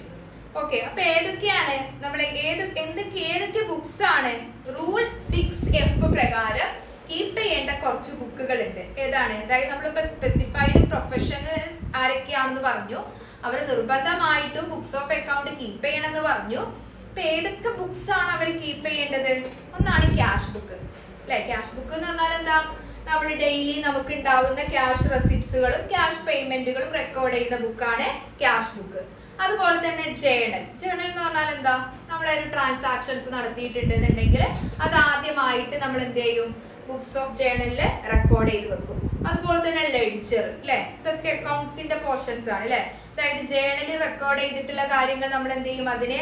ഒരേപോലെ ഒരേ നേച്ചറിലുള്ള കാര്യങ്ങളെ നമ്മൾ എന്ത് ചെയ്യും? ക്ലാസിഫിക്കേഷൻ നടത്തും. അതാണ് ലെഡ്ജർ എന്ന് പറയുന്നത്. അതുപോലെ തന്നെ എന്താണ്? കാർബൺ കോപ്പീസ് ഓഫ് ബിൽസ് അല്ലെ. ഇപ്പൊ നമ്മൾ ഈ കസ്റ്റമേഴ്സിന് നൽകിയ ബിൽസിന്റെ കോപ്പി അത് നമ്മൾ എന്ത് ചെയ്യണം? നമ്മൾ മീൻസ് സ്പെസിഫൈഡ് പ്രൊഫഷൻ കീപ്പ് ചെയ്യണം. അതുപോലെ തന്നെ ഒറിജിനൽ ബിൽസ് ഓർ വൗച്ചർ നമ്മുടെ അതായത് ഈ സ്പെസിഫൈഡ് പ്രൊഫഷണൽസിന് ചെലവായിട്ടുള്ള എക്സ്പെൻസസിന്റെ തെളിവുകൾ, ബില്ലുകൾ അതും കീപ്പ് ചെയ്യണം. അപ്പൊ ഇത്തരത്തിലുള്ള ഡോക്യുമെന്റിന്റെ ബേസിലാണ് ഈ അസസിംഗ് ഓഫീസർ ഇവർക്ക് എത്ര ഇൻകം ഉണ്ട് എന്ന് കാൽക്കുലേറ്റ് ചെയ്യുന്നത്. ഇനി നമ്മുടെ മെഡിക്കൽ പ്രൊഫഷണൽ അല്ലെ, അതായത് മെഡിക്കൽ പ്രൊഫഷൻ നമ്മുടെ ഡോക്ടേഴ്സ് അല്ലെ, അവരൊക്കെ മെഡിക്കൽ പ്രൊഫഷണലുമായി ബന്ധപ്പെട്ട ആളുകളല്ലേ. അവർക്ക് ഇതിന് പുറമെ കുറച്ച് എക്സ്ട്രാ ബുക്കും കൂടെ മെയിൻറ്റെയിൻ ചെയ്യണം. അത് ഏതൊക്കെയാണ്? ഒന്നാമത്തതാണ് ഈ ഡെയിലി കേസ് രജിസ്റ്റർ. അതായത് ഫോം നമ്പർ 3C പ്രകാരം അവര് ഡെയിലി അവരെ ചികിത്സിക്കുന്ന പേഷ്യൻസിന്റെ വിവരങ്ങൾ. അതേപോലെ തന്നെ ഇൻവെന്ററി രജിസ്റ്റർ, അതായത് അവരുടെ കയ്യിലുള്ള ഈ സ്റ്റോക്ക്, നമ്മളിപ്പോ ഈ ഡ്രഗ്സ്, മെഡിസിൻസ്, കൺസ്യൂമബിൾ ആക്സസറീസ് ഒക്കെ ഉണ്ടല്ലോ, ഇതിന്റെ ഇത് അവരുടെ കയ്യിലുള്ള സ്റ്റോക്കിന്റെ റെക്കോർഡ്, അതാണ് ഇൻവെന്ററി രജിസ്റ്ററിൽ അവർ റെക്കോർഡ് ചെയ്യേണ്ടത്. ഓക്കെ, അപ്പോൾ ഇതാണ് ഈ ഡോക്ടേഴ്സ്, അതായത് പ്രൊഫഷണൽ ഫീൽഡിലുള്ള ആളുകള് നേരത്തെ നമ്മൾ പറഞ്ഞതിൽ നിന്ന് എക്സ്ട്രാ അവർ കീപ്പ് ചെയ്യേണ്ട കുറച്ച് ബുക്കുകൾ. ഓക്കെ, ഇപ്പൊ ഇത് എപ്പോഴാണ് ഇത് കൊടുക്കേണ്ടത്, റെക്കോർഡ് ചെയ്ത് വെക്കേണ്ടത്? പ്രീവിയസ് ഇയറിന്റെ ഫസ്റ്റ് ഡേ മുതൽ പ്രീവിയസ് ഇയറിന്റെ ലാസ്റ്റ് ഡേ തൊട്ടുള്ള എല്ലാ ഇൻഫർമേഷനും അതിലുണ്ടായിരിക്കണം അല്ലെ. ഈ ബുക്സ് നമ്മൾ എവിടെയാ സൂക്ഷിച്ചു വെക്കുക? പ്രൊഫഷന്റെ പ്രിൻസിപ്പൽ പ്ലേസ് ഓഫ് പ്രൊഫഷൻ, അതായത് പ്രധാനപ്പെട്ട ഓഫീസിലോ ക്ലിനിക്കിലോ, അതായത് അവരുടെ പ്രവർത്തന ആക്ടിവിറ്റി ഏരിയ ഏതാണോ അവിടെയാണ് ഇത് സൂക്ഷിച്ചു വെക്കേണ്ടത്. എത്ര വർഷം വരെ നമ്മൾ ഇത് സൂക്ഷിച്ചു വെക്കണം? ബുക്സ് ഓഫ് അക്കൗണ്ട് ഈ റെലവന്റ് അസസ്മെന്റ് ഇയർ അവസാനിച്ചതിന് ശേഷം 6 വർഷം വരെ നമ്മൾ ഈ ബുക്സ് ഓഫ് അക്കൗണ്ട് കീപ്പ് ചെയ്യണം. ഓക്കെ, ഇനി നമ്മൾ ഇവിടെ പറയുന്നത് ഈ ബുക്സ് നിർബന്ധമില്ലാത്ത കുറച്ച് സിറ്റുവേഷൻസും ഉണ്ട് അല്ലെ. അതായത് ഇപ്പോ ഈ സ്പെസിഫൈഡ് പ്രൊഫഷനിൽ തന്നെ റൂൾ F പ്രകാരമുള്ള ബുക്സ് നിർബന്ധമില്ല. ഏതൊക്കെയാണ്? അതായത് പക്ഷെ അവിടെ കുറച്ച് കണ്ടീഷൻസ് ഉണ്ട്. ഏതൊക്കെയാണ്? പ്രീവിയസ് ഇയറിന്റെ മുന്നേയുള്ള 3 വർഷങ്ങളിൽ ഏതെങ്കിലും ഒരു വർഷത്തില് ഗ്രോസ് റെസിപ്റ്റ് 1,50,000 കൂടുതലാവരുത്. അങ്ങനെയുള്ള സ്പെസിഫൈഡ് പ്രൊഫഷൻ ആണെങ്കിൽ അവർക്ക് ബുക്ക് കീപ്പ് ചെയ്യണ്ട. എന്താ ഒന്നാമത്തെ കണ്ടീഷൻ? പ്രീവിയസ് ഇയറിന്റെ മുന്നത്തെ ഏതെങ്കിലും 3 വർഷങ്ങളില് ഏതെങ്കിലും 3 വർഷത്തിൽ ഏതെങ്കിലും ഒരു വർഷത്തിൽ പോലും എന്ത് എന്ത് ചെയ്യാൻ പാടില്ല? 1,50,000 ഗ്രോസ് റെസിപ്റ്റ്സ് ഇൻക്രീസ് ചെയ്യാൻ പാടില്ല. പിന്നെ അതുപോലെ തന്നെ പുതിയതായിട്ട് സ്റ്റാർട്ട് ചെയ്ത ഒരു പ്രൊഫഷൻ ആണെന്നുണ്ടെങ്കിൽ ആ ഒരു വർഷത്തെ ഗ്രോസ് പ്രോഫിറ്റ് 1,50,000 കൂടുതലാവാൻ ഒരു ചാൻസും ഇല്ലെങ്കിൽ അവർക്കും എന്ത് ചെയ്യേണ്ട ആവശ്യമില്ല, റൂൾ എഫ് പ്രകാരമുള്ള ബുക്ക് മെയിൻറ്റെയിൻ ചെയ്യേണ്ട ആവശ്യമില്ല. പക്ഷേ ഇതാണ് കണ്ടീഷൻ. പക്ഷെ ചിലപ്പോ ഇപ്പൊ ഈ 2 കേസുകളിലും ബുക്ക് നിർബന്ധമില്ല എന്ന് പറഞ്ഞു. പക്ഷെ അസസിംഗ് ഓഫീസറിന് കറക്റ്റ് ആയിട്ട് ഒരാളുടെ ടോട്ടൽ ഇൻകം കണക്കാക്കാൻ കഴിയുന്ന രീതിയിലുള്ള ബേസിക് ആയിട്ടുള്ള കുറച്ച് റെക്കോർഡ്സുകൾ ഇവർ കീപ്പ് ചെയ്യേണ്ടി വരും. ഓക്കെ, ഇനി നമ്മുടെ നോൺ സ്പെസിഫൈഡ് ബിസിനസ് ഓർ പ്രൊഫഷന്റെ കേസിൽ പറയുകയാണെന്നുണ്ടെങ്കിൽ ഈ സ്പെസിഫൈഡ് പ്രൊഫഷൻ അല്ലെങ്കിൽ സ്പെസിഫൈഡ് ബിസിനസ് അല്ലാത്തവർക്കുള്ള കുറച്ച് നിയമങ്ങളാണ് പറയുന്നത്. ഇവിടെ ശ്രദ്ധിക്കുക, ഇൻകം അല്ലെങ്കിൽ ഇവരുടെ ടേൺ ഓവർ ലിമിറ്റ്. ഓക്കെ, ഇപ്പൊ ഇവിടെ നമ്മളിപ്പോ പറഞ്ഞുകൊണ്ടിരിക്കുന്നത് non specified business or profession. ഇവരുടെ കേസിൽ എന്താണ്, അവർക്ക് ഉള്ള കുറച്ച് കണ്ടീഷൻസ് ആണ്. അവരുടെ ഇൻകം ടേൺ ഓവർ ലിമിറ്റിനേക്കാളും കൂടുതലായാൽ, അല്ലെ? അപ്പൊ അതായത് ടേൺ ഓവർ ലിമിറ്റ് എന്ന് പറഞ്ഞിട്ടുണ്ടെങ്കിൽ എന്താണ്, ഒന്നെങ്കിൽ ഇവരുടെ ടോട്ടൽ ഇൻകം 12 lakhിനേക്കാളും 1,20,000 കൂടുതലോ, അല്ലെങ്കിൽ സെയിൽസ് അല്ലെങ്കിൽ ഗ്രോസ് പ്രോഫിറ്റ് അല്ലെങ്കിൽ ടേൺ ഓവർ 10 lakhിനേക്കാളും കൂടുതലോ ആവുകയാണെങ്കിൽ, ടോട്ടൽ ഇൻകം 1,20,000 കൂടുതലാവുകയാണെങ്കിലോ, അല്ലെങ്കിൽ sales or gross receipt or turn over 10 lakhിനേക്കാളും കൂടുതലാവുകയാണെങ്കിലോ അവരെന്ത് ചെയ്യേണ്ടി വരും?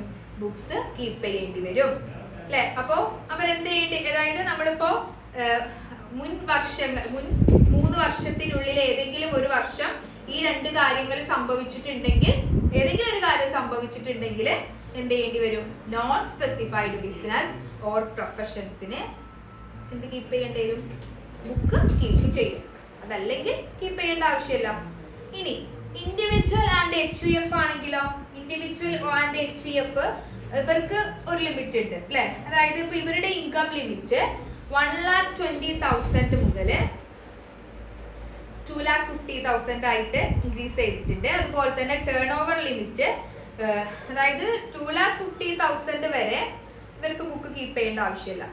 ടേൺ ഓവർ ലിമിറ്റ് 25 lakh വരെ, അല്ലെ? ഇതിൽ ഏതെങ്കിലും സംഭവിക്കുകയാണെന്നുണ്ടെങ്കിൽ അവർക്ക് എന്ത് ചെയ്യേണ്ടി വരും? ബുക്ക് കീപ്പ് ചെയ്യേണ്ടി വരും. അതേപോലെ തന്നെ നമ്മൾ നേരത്തെ ഈ പുതിയ സ്റ്റാർട്ട് ചെയ്ത ബിസിനസിന്റെ കേസ് പറഞ്ഞില്ലേ? അപ്പൊ അവരും തന്നെ 1,20,000 അല്ലെങ്കിൽ 10 lakhിനേക്കാളും കൂടുതൽ ഗ്രോസ് പ്രോഫിറ്റ് അവർ പ്രതീക്ഷിക്കുകയാണെന്നുണ്ടെങ്കിൽ അവരെന്ത് ചെയ്യണം? ബുക്ക് കീപ്പ് ചെയ്യേണ്ടി വരും. ഓക്കെ, അപ്പൊ ഇത്രയും കാര്യങ്ങളാണ് ഈ ഒരു ഭാഗത്ത് പറയുന്നത്. ഇനി ഈ ബുക്ക് കീപ്പ് ചെയ്തിട്ടില്ലെങ്കിൽ എന്താ സംഭവിക്കുക? അല്ലെ, അവിടെ പെനാൽറ്റി അടക്കേണ്ടി വരും, അല്ലെ? അതായത് നമ്മൾ നേരത്തെ പറഞ്ഞില്ലേ, ഒരു കാലാവധി വരെ എന്ത് ചെയ്യണം? ഈ ബുക്ക് കീപ്പ് ചെയ്യണം. അപ്പൊ ഈ ബുക്ക് കീപ്പ് ചെയ്യേണ്ട സിറ്റുവേഷൻ ആയിട്ടും ഇവർ കീപ്പ് ചെയ്തിട്ടില്ലെങ്കിൽ സെക്ഷൻ 27 1 year പ്രകാരം ഇവർക്ക് പെനാൽറ്റി അടക്കേണ്ടി വരും. അപ്പൊ ഇത്രയും കാര്യങ്ങളാണ് ഈ ഒരു ഭാഗത്ത് നോട്ട് ചെയ്യേണ്ടത്. ഓക്കെ, അടുത്തൊരു ഭാഗം നോക്കാം.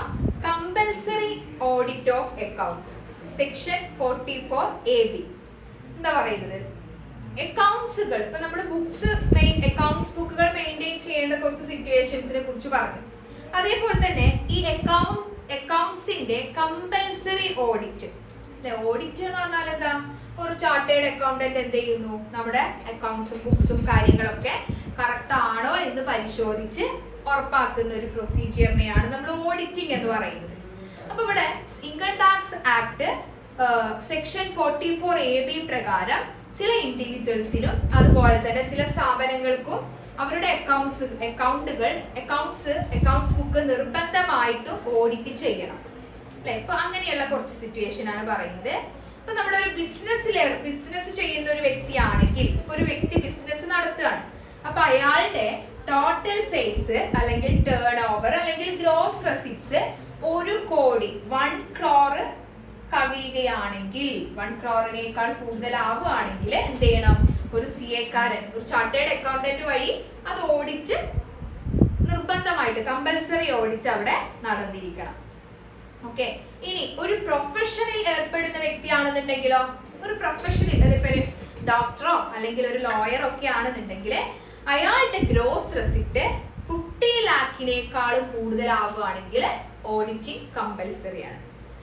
ദെൻ അതുപോലെ തന്നെ ഈ section 44AE, section 44BB, section 44BBB ഈ കേസുകളെ കുറിച്ചിട്ടാണ് പറയുന്നത് അല്ലെ. ഇപ്പൊ ഇവരെ നമ്മൾ എന്ത് ചെയ്യാം, പ്രിസംപ്റ്റീവ് ഇൻകം സെക്ഷൻസ് ആണ്. അതായത് സെക്ഷൻ 44AE എന്ന് പറഞ്ഞിട്ടുണ്ടെങ്കിൽ എന്താ, goods carriage business. Section 44BB mineral oil exploration അല്ലെ. സെക്ഷൻ 44BBB അല്ലെ, ഫോറിൻ കമ്പനി പ്രോജക്ട്സുകളൊക്കെ. ഓക്കെ, അപ്പൊ ഇവിടെ എന്താണ്, ഇപ്പൊ ഇത്തരത്തിലുള്ള ഈ സെക്ഷൻസ് പ്രകാരം ഈ ബിസിനസ്സുകളിൽ ഏർപ്പെടുന്ന ഇവരാണ് എന്നുണ്ടെങ്കിൽ ഇപ്പൊ ഇവിടെ എന്താണ്, ഈ സെക്ഷൻ പ്രകാരം കണക്കാക്കുന്ന എസ്റ്റിമേറ്റഡ് ഇൻകത്തിനേക്കാളും കുറഞ്ഞ ഇൻകം ആണ് ലഭിച്ചത് എന്ന് അസസി പറയാണ്. അപ്പൊ ഓഡിറ്റിംഗ് നിർബന്ധമാണ്. ഇപ്പൊ ഒരു എക്സാമ്പിൾ ആയിട്ട് പറയുകയാണെന്നുണ്ടെങ്കിൽ സെക്ഷൻ 44AE പ്രകാരം ഇൻകം കിട്ടിയത് 5 lakh ആണ് എന്നാണ് അസസി പറയുന്നത്. 5 lakh ആണ് എന്ന് വിചാരിച്ചോ. 5 lakh യഥാർത്ഥത്തിൽ അവിടെ ഇൻകം കിട്ടിയത് 5 lakh ആണ്. പക്ഷെ അസസി പറയുന്നു അവിടെ 3 lakh മാത്രമേ ഉള്ളൂ. അപ്പൊ അങ്ങനെയാണെങ്കിൽ എന്ത് ചെയ്യണം, ഓഡിറ്റ് ചെയ്യണം അല്ലെ. പിന്നെ അതേപോലെ തന്നെ എന്താണ് നമ്മുടെ സെക്ഷൻ 44AD, സെക്ഷൻ 44ADA പ്രകാരം, അതായത് ഈ സെക്ഷൻ 44AD എന്ന് പറഞ്ഞിട്ടുണ്ടെങ്കിൽ എന്താ, ഈ ചെറിയ ബിസിനസ്സുകൾ. സെക്ഷൻ 44ADA എന്ന് പറഞ്ഞിട്ടുണ്ടെങ്കിൽ ആരായി, പ്രൊഫഷണൽസ് അല്ലെ. അവർക്കൊക്കെയാണെന്നുണ്ടെങ്കിലോ ഈ സെക്ഷൻസ് പ്രകാരം കണക്കാക്കുന്ന പ്രിസംപ്റ്റീവ് ഇൻകത്തിനേക്കാളും കുറഞ്ഞ പ്രോഫിറ്റ് ആണ് അവർക്ക് ലഭിച്ചത് എന്ന് അസസി പറയാണ്. അപ്പൊ അവരുടെ ടോട്ടൽ ഇൻകം എക്സെപ്ഷൻ ലിമിറ്റിനേക്കാളും കൂടുതലാവുകയും ചെയ്യുകയാണെങ്കിൽ അല്ലെ, ടോട്ടൽ ഇൻകം എക്സെപ്ഷൻ ലിമിറ്റിനേക്കാളും കൂടുതലായിട്ടുണ്ടെങ്കിൽ അവിടെ എന്താണ്, ഓഡിറ്റിംഗ് നിർബന്ധമാണ്. ഫോർ എക്സാമ്പിൾ ആയിട്ട് പറയുകയാണെന്നുണ്ടെങ്കിൽ 44AD പ്രകാരം ഒരു കിട്ടിയിട്ടുള്ളത് 4 lakh ആണെന്ന് വിചാരിച്ചോ. പക്ഷെ അസസി പറയാണ് എനിക്ക് 2 lakh മാത്രമാണ് അല്ലെ. അപ്പൊ അവിടെ നോക്കി നോക്കൂ, ഇൻകം ടാക്സ് എക്സംഷൻ ലിമിറ്റ് എത്രയാണ്, income tax minimum exemption limit എത്രയാണ്, 2,50,000 ആണ് അല്ലെ. അപ്പൊ ഇവിടെ ഇൻകം ടാക്സ് എക്സംഷൻ ലിമിറ്റിനേക്കാളും ഇൻകം കൂടുതലാണ് അല്ലെ, 4 lakh ഉണ്ട്. അപ്പൊ അവിടെ എന്ത് സംഭവിക്കും, അവിടെ ഓഡിറ്റിംഗ് നിർബന്ധമാണ്. പിന്നെ അതുപോലെ തന്നെ section 44AD presumptive scheme use ചെയ്ത വ്യക്തി പിന്നീട് എന്ത് ചെയ്തു, ആ സ്കീം വിട്ട് സാധാരണ രീതിയിലേക്ക് മാറി അല്ലെ. അപ്പൊ അങ്ങനെയാണെന്നുണ്ടെങ്കിൽ എന്താണ്, സെക്ഷൻ 44AD സബ്സെക്ഷൻ 4 ഇവർക്ക് ബാധകമാണ്. അതേപോലെ തന്നെ ഇൻകം ബേസിക് എക്സംഷൻ ലിമിറ്റിനേക്കാൾ കൂടുതലാണ് എങ്കിൽ അവർക്കും എന്താണ്, ഓഡിറ്റിംഗ് നിർബന്ധമാണ്. ഈ ഓഡിറ്റ് റിപ്പോർട്ട് എപ്പോഴാണ് നമ്മൾ സബ്മിറ്റ് ചെയ്യാം അല്ലെ. അതായത് ഓഡിറ്റ് റിപ്പോർട്ട് ഇൻകം ടാക്സ് റിട്ടേണിന്റെ ഡ്യൂ ഡേറ്റിനോ അല്ലെങ്കിൽ അതിനു മുമ്പോ നമ്മൾ അപ്ലോഡ് ചെയ്യണം അല്ലെ. ഇപ്പൊ സെക്ഷൻ 139 സബ്സെക്ഷൻ 1 പ്രകാരമുള്ള റിട്ടേണിംഗ് ഫയൽ ഡ്യൂ ഡേറ്റ് ആണ്. ഇത്രയും കേസുകളാണ് കമ്പൽസറി ഓഡിറ്റ് എന്ന് പറഞ്ഞിട്ടുള്ള ഭാഗത്ത് വരുന്നത്. ഓക്കെ, അപ്പൊ ഈ ഒരു ചാപ്റ്ററിലെ വെരി ഇമ്പോർട്ടന്റ് ആയിട്ടുള്ള ഒരു പോർഷനിലേക്ക് കടക്കുകയാണ്. അവിടെ നോക്കി നോക്കാം, computation of profit and gains from business or profession. നമ്മൾ എങ്ങനെയാണ് ബിസിനസ് ഓർ പ്രൊഫഷന്റെ പ്രോഫിറ്റ് ഓർ ഗെയിൻ കാൽക്കുലേറ്റ് ചെയ്യുന്നത്. ഓക്കെ, അപ്പൊ നോക്കി നോക്കാം. ആദ്യം ഇതാണ് അതിന്റെ ഒരു ഫോർമാറ്റ്. നമ്മൾ എന്ത് ചെയ്യുന്നു, അക്കൗണ്ട്സ് ബുക്ക് പ്രകാരം കിട്ടിയിട്ടുള്ള balances as per profit and loss account അല്ലെ. പ്രോഫിറ്റ് ആൻഡ് ലോസ് അക്കൗണ്ടിൽ നമുക്ക് കിട്ടിയിട്ട് പ്രോഫിറ്റ് ആൻഡ് ലോസ് അക്കൗണ്ട് ഉണ്ടാക്കിയിട്ടുണ്ടായിരിക്കും.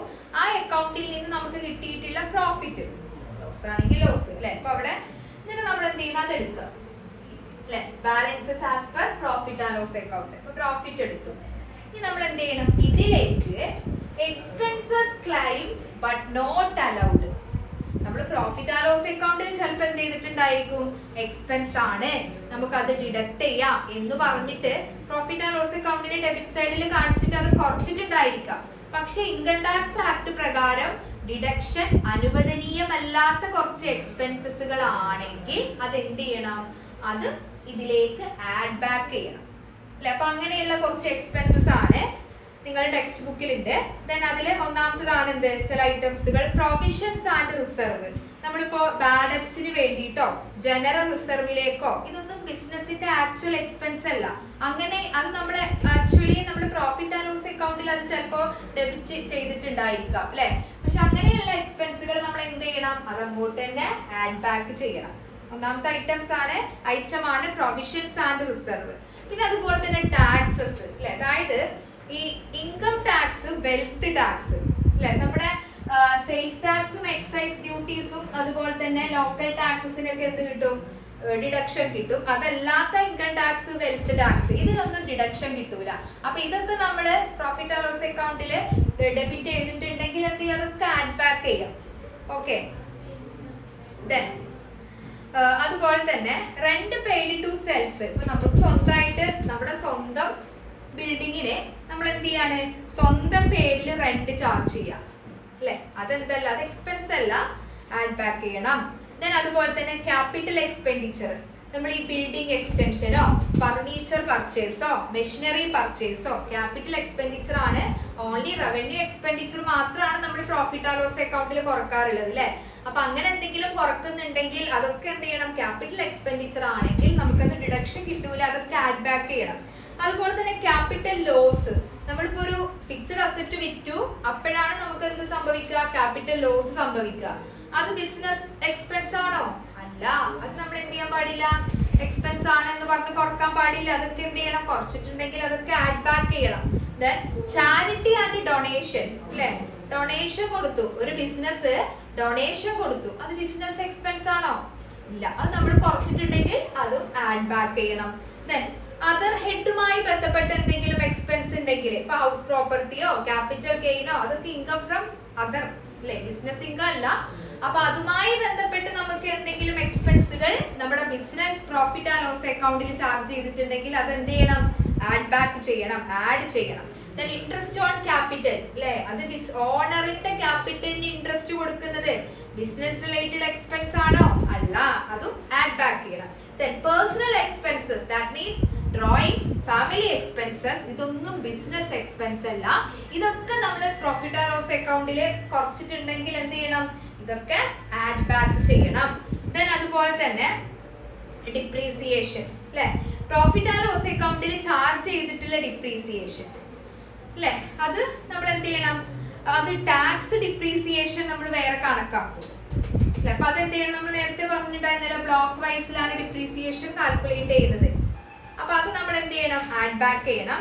അതുപോലെ തന്നെ ഗിഫ്റ്റ് ആൻഡ് പ്രസൻസ് അല്ലെ, അതായത് ഈ ബിസിനസ് പർപ്പസ് അല്ലെങ്കിൽ എന്താണ്, നമ്മൾ എന്തെങ്കിലും ഗിഫ്റ്റുകൾ പ്രസൻസുകളൊക്കെ കൊടുത്തിട്ടുണ്ടെന്നുണ്ടെങ്കിൽ അത് നമ്മൾ എക്സ്പെൻസ് ആയിട്ട് ഡിഡക്ട് ചെയ്തിട്ടുണ്ടെങ്കിൽ ആഡ് ബാക്ക് ചെയ്യണം. ഫൈൻ ആൻഡ് പെനാൽറ്റി അല്ലെ, ട്രാഫിക് ഫൈനോ GST പെനാൽറ്റിയോ കോർട്ട് പെനാൽറ്റി ഒക്കെ കൊടുത്തിട്ട് അത് നമ്മൾ എക്സ്പെൻസ് ആണെന്ന് പറഞ്ഞ് ഡിഡക്ട് ചെയ്തിട്ടുണ്ടെങ്കിൽ നമ്മുടെ പ്രോഫിറ്റിന്റെ കൂടെ അതൊക്കെ എന്ത് ചെയ്യണം, ആഡ് ചെയ്യണം. അപ്പോ അതുപോലെ തന്നെ excess salary or interest to partner, പാർട്ണർക്ക് ഒരു പാർട്ണർഷിപ്പ് ഫേമിലെ പാർട്ണർക്ക് നമുക്ക് അയാൾക്ക് അനുവദനീയമായതിനേക്കാളും കൂടുതൽ സാലറിയോ ഇൻട്രസ്റ്റോ ഒക്കെ കൊടുക്കുകയാണെന്നുണ്ടെങ്കിൽ അതൊക്കെ എന്ത് ചെയ്യണം, ഈ പ്രോഫിറ്റിലേക്ക് തന്നെ ആഡ് ചെയ്യണം അല്ലെ. ഇത്രയും എക്സ്പെൻസുകളൊക്കെ കുറച്ചിട്ടുണ്ടെങ്കിൽ എന്തോടെ സംഭവിക്കുക, പ്രോഫിറ്റ് കുറവായിരിക്കും. അപ്പൊ നമ്മൾ ഇത്രയും കാര്യങ്ങൾ എന്ത് ചെയ്യണം, ബിസിനസ് എന്താണ് ഇൻകം ടാക്സ് ആക്ട് പ്രകാരം ഇതൊക്കെ എന്താണ് ഡിസലൗഡ് ആണ്. അതൊക്കെ എന്ത് ചെയ്യണം, ആ പ്രോഫിറ്റിലേക്ക് തന്നെ ആഡ് ചെയ്യണം. അതുപോലെ തന്നെ പാസ്റ്റ് ലോസസ്, മുൻ വർഷങ്ങളിലെ നഷ്ടങ്ങൾ ഉണ്ടെങ്കിൽ അത് കറണ്ട് ഇയർ എക്സ്പെൻസ് അല്ല, അത് എന്ത് ചെയ്യണം, ആ ഇയറിലെ പ്രോഫിറ്റിന്റെ കൂടെ കുറച്ചിട്ടുണ്ടെങ്കിൽ ആഡ് ചെയ്യണം. Salary to self for family members, reasonable അല്ലാതെ സെൽഫായിട്ടോ ഫാമിലിക്കോ നമ്മൾ സാലറി കൊടുത്തിട്ടുണ്ടെങ്കിൽ ഡിസലൗഡ് എക്സ്പെൻസ് ആണ്, പ്രോഫിറ്റിലേക്ക് ആഡ് ബാക്ക് ചെയ്യണം. അതുപോലെ തന്നെ പേഴ്സണൽ ലൈഫ് ഇൻഷുറൻസ് പ്രീമിയം അല്ലെ, LIC പ്രീമിയം എടുത്തു, പേഴ്സണൽ എക്സ്പെൻസാ ബിസിനസ് എക്സ്പെൻസ് ആണോ? അല്ല. നമ്മൾ എന്ത് ചെയ്യണം, ആഡ് ബാക്ക് ചെയ്യണം. ദെൻ സ്പെക്കുലേഷൻ ലോസ് നമ്മൾ പഠിച്ചിട്ടുണ്ട്. സ്പെക്കുലേഷൻ ലോസ് നമ്മൾ എവിടെ നിന്ന് മാത്രമേ അഡ്ജസ്റ്റ് ചെയ്യാൻ പറ്റുള്ളൂ, സ്പെക്കുലേഷൻ പ്രോഫിറ്റിന്റെ കൂടെ മാത്രമേ അഡ്ജസ്റ്റ് ചെയ്യാൻ പറ്റുള്ളൂ, നോർമൽ ബിസിനസിന്റെ കൂടെ അഡ്ജസ്റ്റ് ചെയ്യാൻ പറ്റില്ല. സോ അതെന്ത് ചെയ്യണം, ആഡ് ബാക്ക് ചെയ്യണം. അതുപോലെ തന്നെ ബാഡ് ഡെറ്റ് സ്റ്റിൽ റിക്കവറബിൾ അല്ലെ, റിക്കവറി സാധ്യതയുള്ള ബാഡ് ഡെറ്റ്സ് ആണെന്നുണ്ടെങ്കിൽ നമ്മൾ എന്ത് ചെയ്യണം, അത് ആഡ് ബാക്ക് ചെയ്യണം. ദെൻ ലീഗൽ എക്സ്പെൻസസ് അല്ലെ, അതായത് ഈ ക്രിമിനൽ കേസോ അല്ലെങ്കിൽ അസറ്റ് ടൈറ്റിൽ അക്വിസിഷൻ മൂലം നമുക്ക് എന്തെങ്കിലും ലീഗൽ ചാർജസുകൾ ഉണ്ടെങ്കിൽ അതൊന്നും ബിസിനസ് എക്സ്പെൻസ് ആയിട്ട് ട്രീറ്റ് ചെയ്യില്ല. അതൊക്കെ നമ്മൾ കുറച്ചിട്ടുണ്ട് എന്നുണ്ടെങ്കിൽ അതൊക്കെ ആഡ് ബാക്ക് ചെയ്യണം. പിന്നെ അതുപോലെ തന്നെ തെഫ്റ്റ് ഫ്രം റെസിഡൻസ്, നമ്മുടെ പേഴ്സണൽ ആയിട്ടുള്ള കാര്യങ്ങൾ എന്തെങ്കിലും മോഷണം പോയിട്ടുണ്ടെങ്കിൽ അത് ബിസിനസ് ലോസ് ആയിട്ട് നമ്മൾ ട്രീറ്റ് ചെയ്തിട്ടുണ്ടെങ്കിൽ അത് പ്രോഫിറ്റിലേക്ക് ആഡ് ബാക്ക് ചെയ്യും. അതുപോലെ തന്നെ employer contribution to unrecognised provident fund, recognised provident ഫണ്ടിലേക്കുള്ള കോൺട്രിബ്യൂഷൻ ആണെങ്കിൽ മാത്രമേ നമുക്ക് എന്ത് ചെയ്യാൻ പറ്റുള്ളൂ, റിഡക്ഷൻ കിട്ടുള്ളൂ. അൺറെക്കഗ്നൈസ്ഡ് പ്രൊവിഡന്റ് ഫണ്ടിലേക്കുള്ളതാണെങ്കിലോ റിഡക്ഷൻ കിട്ടില്ല, ആഡ് ബാക്ക് ചെയ്യണം. Then expenses disallowed under section 40 and 40A എന്താ പറയുന്നത്, ഇപ്പൊ TDS ഡിഫോൾട്ടോ അല്ലെ 40 or 40A എന്താ പറയുന്നത്, നമ്മൾ TDS ഡിഫോൾട്ട് വരുത്തുകയോ ക്യാഷ് പേയ്മെന്റ് 10,000-നേക്കാളും കൂടുതലായിട്ട് നടത്തുകയോ ചെയ്യുകയാണെന്നുണ്ടെങ്കിൽ ഇതൊന്നും അലൗഡ് അല്ലാത്ത ഡിഡക്ഷൻസ് ആണ്. അത് നമ്മൾ കുറച്ചിട്ടുണ്ടെങ്കിൽ ഇതൊക്കെ പ്രോഫിറ്റിലേക്ക് നമ്മൾ ആഡ് ബാക്ക് ചെയ്യണം. അതുപോലെ തന്നെ പ്രിലിമിനറി എക്സ്പെൻസസ്, നമുക്കറിയാം പ്രിലിമിനറി എക്സ്പെൻസസ് എന്താണ്, ഒരു ക്യാപിറ്റൽ നേച്ചറിലുള്ളതാണ്. ഇപ്പൊ പ്രിലിമിനറി എക്സ്പെൻസ് എന്ന് പറഞ്ഞാൽ എന്താ, ബിസിനസ് സ്റ്റാർട്ട് ചെയ്യുന്നതിന് മുമ്പുള്ള ക്യാപിറ്റൽ എക്സ്പെൻസസ് ആണ്. അത് നമ്മൾ കുറച്ചിട്ടുണ്ടെങ്കിൽ എന്ത് ചെയ്യണം, പ്രോഫിറ്റിലേക്ക് തന്നെ ആഡ് ചെയ്യണം. ദെൻ അതുപോലെ തന്നെ income not credited but taxable, profit and loss അക്കൗണ്ടില് നമ്മൾ കാണിച്ചിട്ടില്ലെങ്കിലും ബിസിനസ് ഇൻകം ആണ്. ചില കേസുകളിൽ ബിസിനസ് ഇൻകം ആണ്, പക്ഷെ നമ്മൾ എന്ത് ചെയ്തിട്ടുണ്ടാവില്ല, പ്രോഫിറ്റ് ആൻഡ് ലോസ് അക്കൗണ്ടിന്റെ ക്രെഡിറ്റ് സൈഡിൽ ആ ഇൻകത്തിന് ക്രെഡിറ്റ് ചെയ്തിട്ടുണ്ടാവില്ല. അങ്ങനെ എന്തെങ്കിലും ഇൻകം ഉണ്ടെങ്കിൽ എന്ത് ചെയ്യണം, പ്രോഫിറ്റിലേക്ക് ആഡ് ചെയ്യണം. ഓക്കെ, ഇത്രയും കാര്യങ്ങളാണ് profit and loss as per profit and loss account പ്രകാരം നമുക്ക് കിട്ടിയിട്ടുള്ള പ്രോഫിറ്റിൽ നിന്ന് നമ്മൾ ഇത്രയും കാര്യങ്ങൾ ഡിസ്കസ് ചെയ്തിട്ടുണ്ടായിരുന്നു. ഇതൊക്കെ നമ്മൾ കുറച്ചിട്ടുണ്ടെങ്കിൽ അത് പ്രോഫിറ്റിലേക്ക് തന്നെ ആഡ് ചെയ്യണം. ഓക്കെ, അടുത്ത് നോക്കി നോക്കാം. ഇനി ലെസ് ചെയ്യേണ്ട കുറച്ച് ഐറ്റംസുകൾ ഉണ്ട്. ഏതൊക്കെയാണത്, അതായത് നമ്മുടെ പ്രോഫിറ്റിൽ നിന്ന് കുറക്കേണ്ട കുറച്ച് items. Amount credited to profit and loss account but not be included അല്ലേ. അതായത് ഒരു എക്സാമ്പിൾ ആയിട്ട് പറയുകയാണെന്നുണ്ടെങ്കിൽ ആക്ച്വൽ ബാഡ് ഡെബ്റ്റ്സ് നമ്മൾ പ്രോഫിറ്റ് ആൻഡ് ലോസ് അക്കൗണ്ടിൽ ചാർജ് ചെയ്തിട്ടില്ല എന്ന് വിചാരിച്ചോ, പക്ഷെ അത് ബിസിനസ് എക്സ്പെൻസ് ആണ്, അലൗബിൾ എക്സ്പെൻസ് ആണ്, നമുക്ക് കുറക്കാൻ പറ്റും. പക്ഷെ നമ്മൾ പ്രോഫിറ്റ് ആൻഡ് ലോസ് അക്കൗണ്ടിൽ അത് വിട്ടുപോയിട്ടുണ്ടെങ്കിൽ നമുക്ക് എന്ത് ചെയ്യാം, അത് പ്രോഫിറ്റിൽ നിന്ന് കുറക്കാൻ പറ്റും. Then depreciation as per income tax, income tax rule പ്രകാരം ഡിപ്രീസിയേഷൻ കണക്കാക്കുന്നത് ബ്ലോക്ക് വൈസ് ആണ്, നമ്മൾ പഠിച്ചിട്ടുണ്ട് അല്ലെ. അപ്പൊ ടാക്സ് റൂൾ പ്രകാരം അനുവദനീയമായ ഡിപ്രീസിയേഷൻ നമുക്ക് എന്ത് ചെയ്യാം, പ്രോഫിറ്റിൽ നിന്ന് ഡിഡക്ട് ചെയ്യാം. അതുപോലെ തന്നെ under valued closing stock difference, അതായത് ചിലപ്പോൾ നമ്മൾ ഈ സ്റ്റോക്ക് കുറച്ച് കാണിച്ചിട്ടുണ്ടെങ്കിൽ അത് അതായത് നമുക്ക് എന്ത് ചെയ്യാം, അത് ലെസ് ചെയ്യാം. അതുപോലെ തന്നെ allowable expenses but not debit, നമുക്ക് അലൗഡ് ആയിട്ടുള്ള എക്സ്പെൻസ് ആയിരിക്കാം, പക്ഷെ ചിലപ്പോൾ നമ്മൾ എന്ത് ചെയ്തിട്ടുണ്ടായിരിക്കും, പ്രോഫിറ്റ് ആൻഡ് ലോസ് അക്കൗണ്ടിന്റെ ഡെബിറ്റ് സൈഡിൽ അത് വിട്ടുപോയിട്ടുണ്ടായിരിക്കും. അങ്ങനെയാണെങ്കിൽ നമുക്ക് എന്ത് ചെയ്യാം, പ്രോഫിറ്റിൽ നിന്ന് അത് ലെസ് ചെയ്യാം.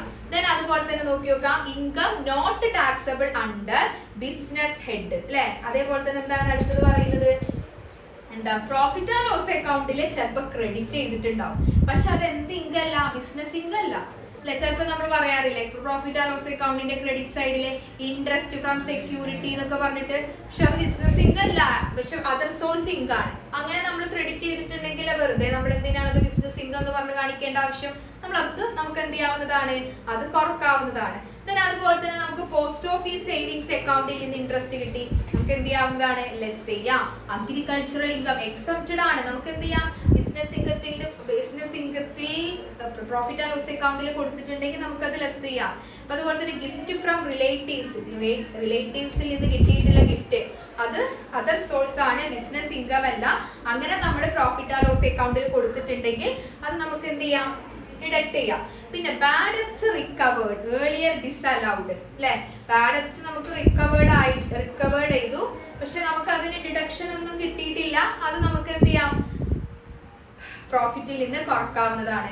അതുപോലെ തന്നെ ക്യാപിറ്റൽ റെസിപ്റ്റ്സ് അല്ലെ, ഫിക്സ്ഡ് അസറ്റിന്റെ സെയിൽസ് പ്രൊസീഡ്, അതെന്താണ്, ഇൻകം ഫ്രം ക്യാപിറ്റൽ ഗെയിനിന്റെ അണ്ടറിൽ വരുന്നതാണ്, നമുക്കത് കുറക്കാം, ബിസിനസ് ഇൻകം അല്ല. then interest on securities, income from other sources വരുന്നതാണ്, ബിസിനസ് ഇൻകം അല്ല. rent from house property, business income ആണോ, അല്ല. നമുക്ക് അതൊക്കെ income from profit and loss അക്കൗണ്ടിന്റെ ക്രെഡിറ്റ് സൈഡിൽ കൊടുത്തിട്ടുണ്ടെങ്കിൽ ഇതൊക്കെ നമുക്ക് എന്ത് ചെയ്യാം, കുറക്കാം. ക്യാപിറ്റൽ ഗെയിൻ, അതുപോലെ തന്നെ ഡിവിഡൻഡ് ഇൻകം, ബാങ്കിൽ നിന്ന് കിട്ടിയ ഇൻട്രസ്റ്റ്, അതുപോലെ തന്നെ ലോട്ടറി, ഹോഴ്സ് റൈസ്, ഇതിൽ നിന്നൊക്കെ നമുക്ക് ഇൻകം കിട്ടിയിട്ടുണ്ടെങ്കിൽ ഇതൊക്കെ നമുക്ക് കുറക്കാം, കാരണം ഇതൊന്നും ബിസിനസ് ഇൻകം അല്ല. അപ്പൊ ഇത്രയും കാര്യങ്ങളാണ് ആദ്യം നമ്മുടെ പ്രോഫിറ്റ് ആൻഡ് ലോസ് അക്കൗണ്ട് പ്രകാരം നമുക്ക് കിട്ടിയ പ്രോഫിറ്റ് കണക്കാക്കുന്നു. ദെൻ നമുക്ക് അലൗഡ് അല്ലാത്ത എക്സ്പെൻസുകൾ ഉണ്ടെങ്കിൽ അതൊക്കെ പ്രോഫിറ്റിലേക്ക് തന്നെ ആഡ് ചെയ്യുന്നു. ദെൻ അതുപോലെ തന്നെ ബിസിനസ്സിൽ amount credited to profit and loss account but not be included അല്ലേ. അതായത് എന്താണ് ബിസിനസ് ഇൻകം അല്ല, പക്ഷെ നമ്മൾ പ്രോഫിറ്റ് ആൻഡ് ലോസ് അക്കൗണ്ടിൽ ക്രെഡിറ്റ് ചെയ്തിട്ടുണ്ടെങ്കിൽ അത് നമുക്ക് കുറക്കാം. അതുപോലെ തന്നെ നമുക്ക് അനുവദനീയമായിട്ടുള്ള എക്സ്പെൻസ് നമ്മൾ ഡെബിറ്റ് ചെയ്യാൻ വിട്ടുപോയിട്ടുണ്ടെങ്കിൽ അതും നമുക്ക് കുറക്കാം. ഇൻകം ഫ്രം അതർ ഹെഡിൽ നിന്ന് കിട്ടുന്ന പ്രോഫിറ്റ് ആണെന്നുണ്ടെങ്കിൽ അത് നമ്മൾ പ്രോഫിറ്റ് ആൻഡ് ലോസ് അക്കൗണ്ടിന്റെ ക്രെഡിറ്റ് സൈഡിൽ കൊടുത്തിട്ടുണ്ടെങ്കിൽ അതും നമുക്ക് കുറക്കാം. ഇത്രയും കാര്യങ്ങൾ കുറച്ചതും കൂട്ടിയതിനു ശേഷം നമുക്ക് കിട്ടുന്ന പ്രോഫിറ്റ് ആണ് ഇൻകം ടാക്സ് പ്രകാരമുള്ള പ്രോഫിറ്റ് ഓർ ഗെയിൻ അല്ലെങ്കിൽ പ്രോഫിറ്റ് ഫ്രം ബിസിനസ്. ഓക്കെ, നമുക്ക് ഇതുമായി ബന്ധപ്പെട്ട ഒരു ക്വസ്റ്റ്യൻ നോക്കി നോക്കാം. നിങ്ങളുടെ ടെക്സ്റ്റിലെ ഇല്ലുസ്ട്രേഷൻ 4. അപ്പൊ നിങ്ങൾക്ക് അവിടെ ഒരു മിസ്റ്റർ കുന്ദൻ അല്ലെ, അയാളുടെ പ്രോഫിറ്റ് ആൻഡ് ലോസ് അക്കൗണ്ട് നിങ്ങൾക്ക് കാണാൻ പറ്റും. നിങ്ങളുടെ ടെക്സ്റ്റിലുണ്ട്. ക്വസ്റ്റ്യൻ ഞാൻ ഇവിടെ പ്രസന്റ് ചെയ്തിട്ടില്ല. നിങ്ങൾ ടെക്സ്റ്റ് നോക്കിയിട്ടൊന്ന് കമ്പയർ ചെയ്യാം. അപ്പൊ ഇതിൽ നമ്മളോട് എന്താ പറഞ്ഞിട്ടുള്ളത്, നമുക്കൊരു ഫോർമാറ്റ് അറിയാം അല്ലെ. എന്താ അതിൽ പറഞ്ഞിട്ടുള്ളത്, ആദ്യം നമ്മൾ നെറ്റ് പ്രോഫിറ്റ് എത്രയാ നോക്കുക, അതിലേക്ക് നമുക്ക് ഡിസലൗഡ് ആയിട്ടുള്ള എക്സ്പെൻസുകളൊക്കെ ആഡ് ചെയ്യണം. ഓക്കെ, അപ്പൊ നിങ്ങൾ ആ പ്രോഫിറ്റ് ആൻഡ് ലോസ് അക്കൗണ്ട് നോക്കുക. ഏതെങ്കിലും ഇതിലിപ്പോ പ്രോഫിറ്റ് ആൻഡ് ലോസ് അക്കൗണ്ട് പ്രകാരം നമുക്ക് കിട്ടിയിട്ടുള്ള നെറ്റ് പ്രോഫിറ്റ് എന്ന് പറയുന്നത് എത്രയാണ്, 5,12,000 ആണ്. ഇനി ഇതിലേക്ക് നമ്മൾ എന്ത് ചെയ്യണം, ഡിസലൗഡ് ആയിട്ടുള്ള എന്തെങ്കിലും എക്സ്പെൻസുകൾ ഡെബിറ്റ് ചെയ്തിട്ടുണ്ടോ എന്ന് നോക്കാം. അപ്പൊ ഇതിൽ വന്നിട്ടുള്ളത് ഓഫീസ് എക്സ്പെൻസ് നമുക്ക് അലൗഡ് ആണ്, ജനറൽ ചാർജസ് അല്ലെ അലൗഡ് ആണ്, ഇൻട്രസ്റ്റ് ഓൺ ലോൺ അലൗഡ് ആണ്, ഇൻട്രസ്റ്റ് ഓൺ ക്യാപിറ്റൽ ഇത് ഡിസലൗഡ് ആണ് അല്ലെ. അപ്പൊ നമ്മൾ എന്ത് ചെയ്യണം, അത് എഴുതണം അല്ലെ. ഇൻട്രസ്റ്റ് ഓൺ ക്യാപിറ്റൽ എത്രയാണ് ഇവിടെ തന്നിട്ടുള്ളത്, 12,000. ഓക്കെ, ദെൻ അതുപോലെ തന്നെ ഓഡിറ്റ് ഫീസ് അലൗഡ് ആണ്, ദെൻ റെന്റ് 20,000 അലൗഡ് ആണ്, ഇൻകം ടാക്സ് അല്ലെ, ഇൻകം ടാക്സ് നമുക്ക് ഡിസലൗഡ് എക്സ്പെൻസ് ആണ്. അപ്പൊ അത് നമ്മൾ ഇതിലേക്ക് ആഡ് ബാക്ക് ചെയ്യണം.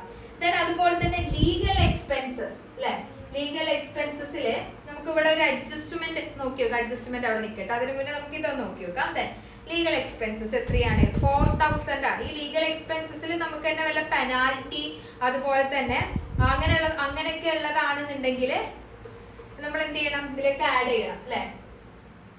ദെൻ ഇപ്പൊ ഇവിടെ നമുക്ക് അഡ്ജസ്റ്റ്മെന്റ് തന്നിട്ടുണ്ട്. ദെൻ അടുത്ത് നോക്കി നോക്കാം, ചാരിറ്റി ഡിസലൗഡ് എക്സ്പെൻസ് ആണ്, 8,000 രൂപ ആഡ് ബാക്ക് ചെയ്യണം. ദെൻ അതുപോലെ തന്നെ compensation to retrenched employee. Okay, yes. അടുത്ത് നോക്കി നോക്കാം, to extension to building capital expenditure ആണ്, ആഡ് ബാക്ക് ചെയ്യണം അല്ലെ, 36,000 രൂപ ആഡ് ബാക്ക് ചെയ്യണം. ദെൻ സെയിൽസ് ടാക്സ് നമുക്ക് അനുവദനീയമാണ്. അപ്പൊ ഇത്രയും കാര്യങ്ങളാണ് നമുക്ക് ആഡ് ബാക്ക് ചെയ്യേണ്ടത്. ഇനി ഇതിന്റെ അഡ്ജസ്റ്റ്മെന്റ് എന്ന് പറഞ്ഞിട്ട് കുറച്ച് കാര്യങ്ങളും കൂടെ ഉണ്ട്. ജനറൽ ചാർജസ് അല്ലെ, ജനറൽ ചാർജസ് നമുക്ക് പ്രോഫിറ്റ് ആൻഡ് ലോസ് അക്കൗണ്ടിൽ എത്ര തന്നിട്ടുള്ളത്, 16,000 ആണ് അല്ലെ. ഇതിൽ നമ്മൾ എന്താ ചെയ്തിട്ടുള്ളത്, ടൈപ്പ് റൈറ്റർ, ഈ ജനറൽ ചാർജസില് നമ്മള് ഓഫീസ് യൂസിന് വേണ്ടി വാങ്ങിയിട്ടുള്ള ടൈപ്പ് റൈറ്റർ 8,000 രൂപയുടെ ടൈപ്പ് റൈറ്റർ നമ്മൾ വാങ്ങിയിട്ടുണ്ട്. അത് ഈ ജനറൽ എക്സ്പെൻസ് 16,000 ഇൻക്ലൂഡ് ആയിട്ടുണ്ട്. അപ്പൊ നമ്മൾ എന്ത് ചെയ്യണം, ഇത് ക്യാപിറ്റൽ എക്സ്പെൻഡിച്ചർ ആണ്, നമുക്ക് ഡിസലൗഡ് ആണ്. അപ്പൊ നമ്മൾ എന്ത് ചെയ്യണം, ടൈപ്പ് റൈറ്റർ എന്ന് പറഞ്ഞിട്ട് 8,000 കൊടുക്കണം. അതുപോലെ തന്നെ നോക്കി നോക്കൂ, ലീഗൽ എക്സ്പെൻസ് നമുക്ക് 4,000 ആണ് പ്രോഫിറ്റ് ആൻഡ് ലോസ് അക്കൗണ്ടിൽ വന്നിട്ടുള്ളത്. പക്ഷേ ഇതില് 1,600 രൂപ penalty imposed by customs authority അല്ലെ. അതായത് ഇയാൾക്ക് കിട്ടിയ പെനാൽറ്റിയുടെ ഭാഗമായിട്ടുള്ള 1,600 രൂപ ഇയാൾ ലീഗൽ എക്സ്പെൻസ് എന്ന് പറഞ്ഞ് കാണിച്ചിരിക്കുകയാണ്. അത് ഡിസലൗഡ് എക്സ്പെൻസ് അല്ലേ, നമ്മൾ എന്ത് ചെയ്യണം, ആഡ് ബാക്ക് ചെയ്യണം അല്ലെ. 1,600 രൂപ ആഡ് ബാക്ക് ചെയ്യണം. ഓക്കെ, ദെൻ ഇനി അടുത്തത് എന്താണ്, നമുക്ക് അലൗഡ് ആയിട്ടുള്ള കുറച്ച് എക്സ്പെൻസുകൾ ഉണ്ടായിരിക്കും. അത് പക്ഷേ നമ്മൾ ഇവിടെ പ്രോഫിറ്റ് ആൻഡ് ലോസ് അക്കൗണ്ടിൽ എഴുതാൻ വിട്ടുപോയിട്ടുണ്ടെങ്കിൽ അത് നമുക്ക് ലെസ് ചെയ്യാം. ഓക്കെ, അപ്പൊ നമുക്ക് ലെസ് ചെയ്യുമ്പോൾ എന്തൊക്കെ കാര്യങ്ങൾ നോക്കി നോക്കൂ. ഇവിടെ അഡ്ജസ്റ്റ്മെന്റിൽ പറഞ്ഞിട്ടുണ്ട്. ഓക്കെ, അഡ്ജസ്റ്റ്മെന്റിൽ പറഞ്ഞിട്ടുണ്ട് ഡിപ്രീസിയേഷൻ അല്ലെ. ഡിപ്രീസിയേഷൻ എത്രയാണ്, 16,800 രൂപ. അത് നമ്മൾ എന്ത് ചെയ്തിട്ടില്ല, നമുക്ക് അലൗഡ് ആയിരുന്നു, പക്ഷെ നമ്മൾ അത് അവിടെ കാണിച്ചിട്ടില്ല. അപ്പൊ അത് നമുക്ക് ആഡ് ചെയ്യാം. അതിന് മുന്നേ വേറൊരു കേസ് കൂടെ അവിടെ പറയുന്നുണ്ട്, റെന്റിന്റെ കേസ് പറയുന്നുണ്ട് അല്ലെ. റെന്റ് നമ്മൾ പേ ചെയ്തു എന്ന് പറഞ്ഞിട്ട് ഇവിടെ 20,000 രൂപ കൊടുത്തിട്ടുണ്ട്, നമ്മൾ വിട്ടുപോയതാണ് റെന്റ് അല്ലെ. നമുക്ക് റെന്റ് 20,000 രൂപ പേ ചെയ്തു എന്ന് പറയുന്നുണ്ട്, പക്ഷെ അതിൽ 8,000 രൂപ എന്താണ്, അയാൾ സ്വന്തമായിട്ട് താമസിക്കുന്ന വീടിന്റെ സെൽഫ് പേയ്മെന്റ് റെന്റ് ആണ്. അല്ലെ? അത് ശരിക്കും അലൗഡ് ആണോ? അല്ല. അപ്പൊ ആ 8000 രൂപ നമ്മൾ എന്ത് ചെയ്യണം? ആഡ് ബാക്ക് ചെയ്യണം. എന്നാൽ അതുപോലെ തന്നെ ഇനി നമ്മൾ എന്ത് ചെയ്യണം? ഇത് ഇൻകം ഫ്രം ബിസിനസ് അല്ലാത്ത വേറെ ഏതെങ്കിലും ഹെഡിന്റെ ഇൻകം ക്രെഡിറ്റ് ചെയ്തിട്ടുണ്ടോ എന്ന് നോക്കാം. ഉണ്ട് അല്ലെ? അതായത് ഡിവിഡന്റ് അത് ഇൻകം ഫ്രം അതർ സോഴ്സിലാണ് ഉൾപ്പെടുത്തേണ്ടത്. അതുപോലെ തന്നെ ക്രെഡിറ്റ് സൈഡിൽ നോക്കൂ, income from interest on security, അത് ഇൻകം ഫ്രം അതർ സോഴ്സ് അല്ലേ? ഇൻകം ഫ്രം ബിസിനസ് അല്ലല്ലോ. അത് നമ്മൾ എന്ത് ചെയ്യണം? ഈ ബിസിനസിന്റെ പ്രോഫിറ്റിൽ നിന്ന് അത് കുറക്കണം. അപ്പൊ ഇത്രയും കാര്യങ്ങളാണ്. നോക്കി നോക്കൂ, നെറ്റ് പ്രോഫിറ്റ് 5,12,000. ഇതിൽ നിന്ന് നമ്മൾ ആഡ് ബാക്ക് അലൗഡ് അല്ലാത്ത എക്സ്പെൻസുകൾ നമ്മൾ എന്ത് ചെയ്തിട്ടുണ്ട്? കുറച്ചിട്ടുണ്ട്. അത് നമ്മൾ എങ്ങോട്ട് ആഡ് ചെയ്യണം? പ്രോഫിറ്റിലേക്ക് തന്നെ ആഡ് ചെയ്യണം. അത് എത്രയുണ്ട്? 89,600 ഉണ്ട് അല്ലെ? അപ്പൊ അത് നമ്മൾ 5,12,000 കൂടെ എന്ത് ചെയ്തു? ആഡ് ബാക്ക് ചെയ്തു. ഓക്കെ, അപ്പൊ നമുക്ക് എത്ര കിട്ടി? 6,01,600 കിട്ടി പ്രോഫിറ്റ്. ഇനി എന്ത് ചെയ്യണം? നമുക്ക് അലൗഡ് ആയിട്ടുള്ള എക്സ്പെൻസുകളോ ഇൻകം ഫ്രം അതർ ഹെഡിൽ വരുന്ന ഇൻകംസ് നമുക്ക് എന്ത് ചെയ്യാം? ഈ പ്രോഫിറ്റിൽ നിന്ന് കുറക്കാം. ഓക്കെ, അപ്പൊ നമ്മൾ അത് ഡിപ്രീസിയേഷൻ നമുക്ക് അലൗഡ് ആയിട്ടുള്ള എക്സ്പെൻസ് ആണ്. അതുപോലെ തന്നെ ഇൻട്രസ്റ്റ് ഓൺ സെക്യൂരിറ്റി, ഡിവിഡന്റ്, ഇത് നമുക്ക് എന്താണ്? ഇൻകം ഫ്രം അതർ ഹെഡിൽ നിന്ന് വരുന്നതാണ്. അത് നമ്മൾ ഈ പ്രോഫിറ്റിന്റെ കൂടെ പ്രോഫിറ്റിൽ നിന്ന് കുറക്കാം. അത് എത്രയുണ്ട്? ഇതെല്ലാം കൂടെ കൂട്ടുമ്പോൾ 44,000 ഉണ്ട്. അപ്പോ ഈ 6,01,600 നിന്ന് 44,000 മൈനസ് ചെയ്താൽ 5,57,600. ഇതാണ് income from business. Income tax പ്രകാരം ഈ പ്രോഫിറ്റിന്റെ മുകളിലാണ് എന്ത് ചെയ്യുക? ടാക്സ് കാൽക്കുലേറ്റ് ചെയ്യുക. ഇത് ഇത്രയേ ഉള്ളൂ. നിങ്ങൾ ആദ്യം നോക്കേണ്ടത് നെറ്റ് പ്രോഫിറ്റ് എത്രയാണെന്ന് നോക്കുക. ദെൻ ആ പ്രോഫിറ്റ് ആൻഡ് ലോസ് അക്കൗണ്ടിലെ അലൗഡ് അല്ലാത്ത എന്തെങ്കിലും എക്സ്പെൻസുകൾ ഡെബിറ്റ് ചെയ്തിട്ടുണ്ടെങ്കിൽ അത് ഈ പ്രോഫിറ്റിന്റെ കൂടെ ആഡ് ചെയ്യുക.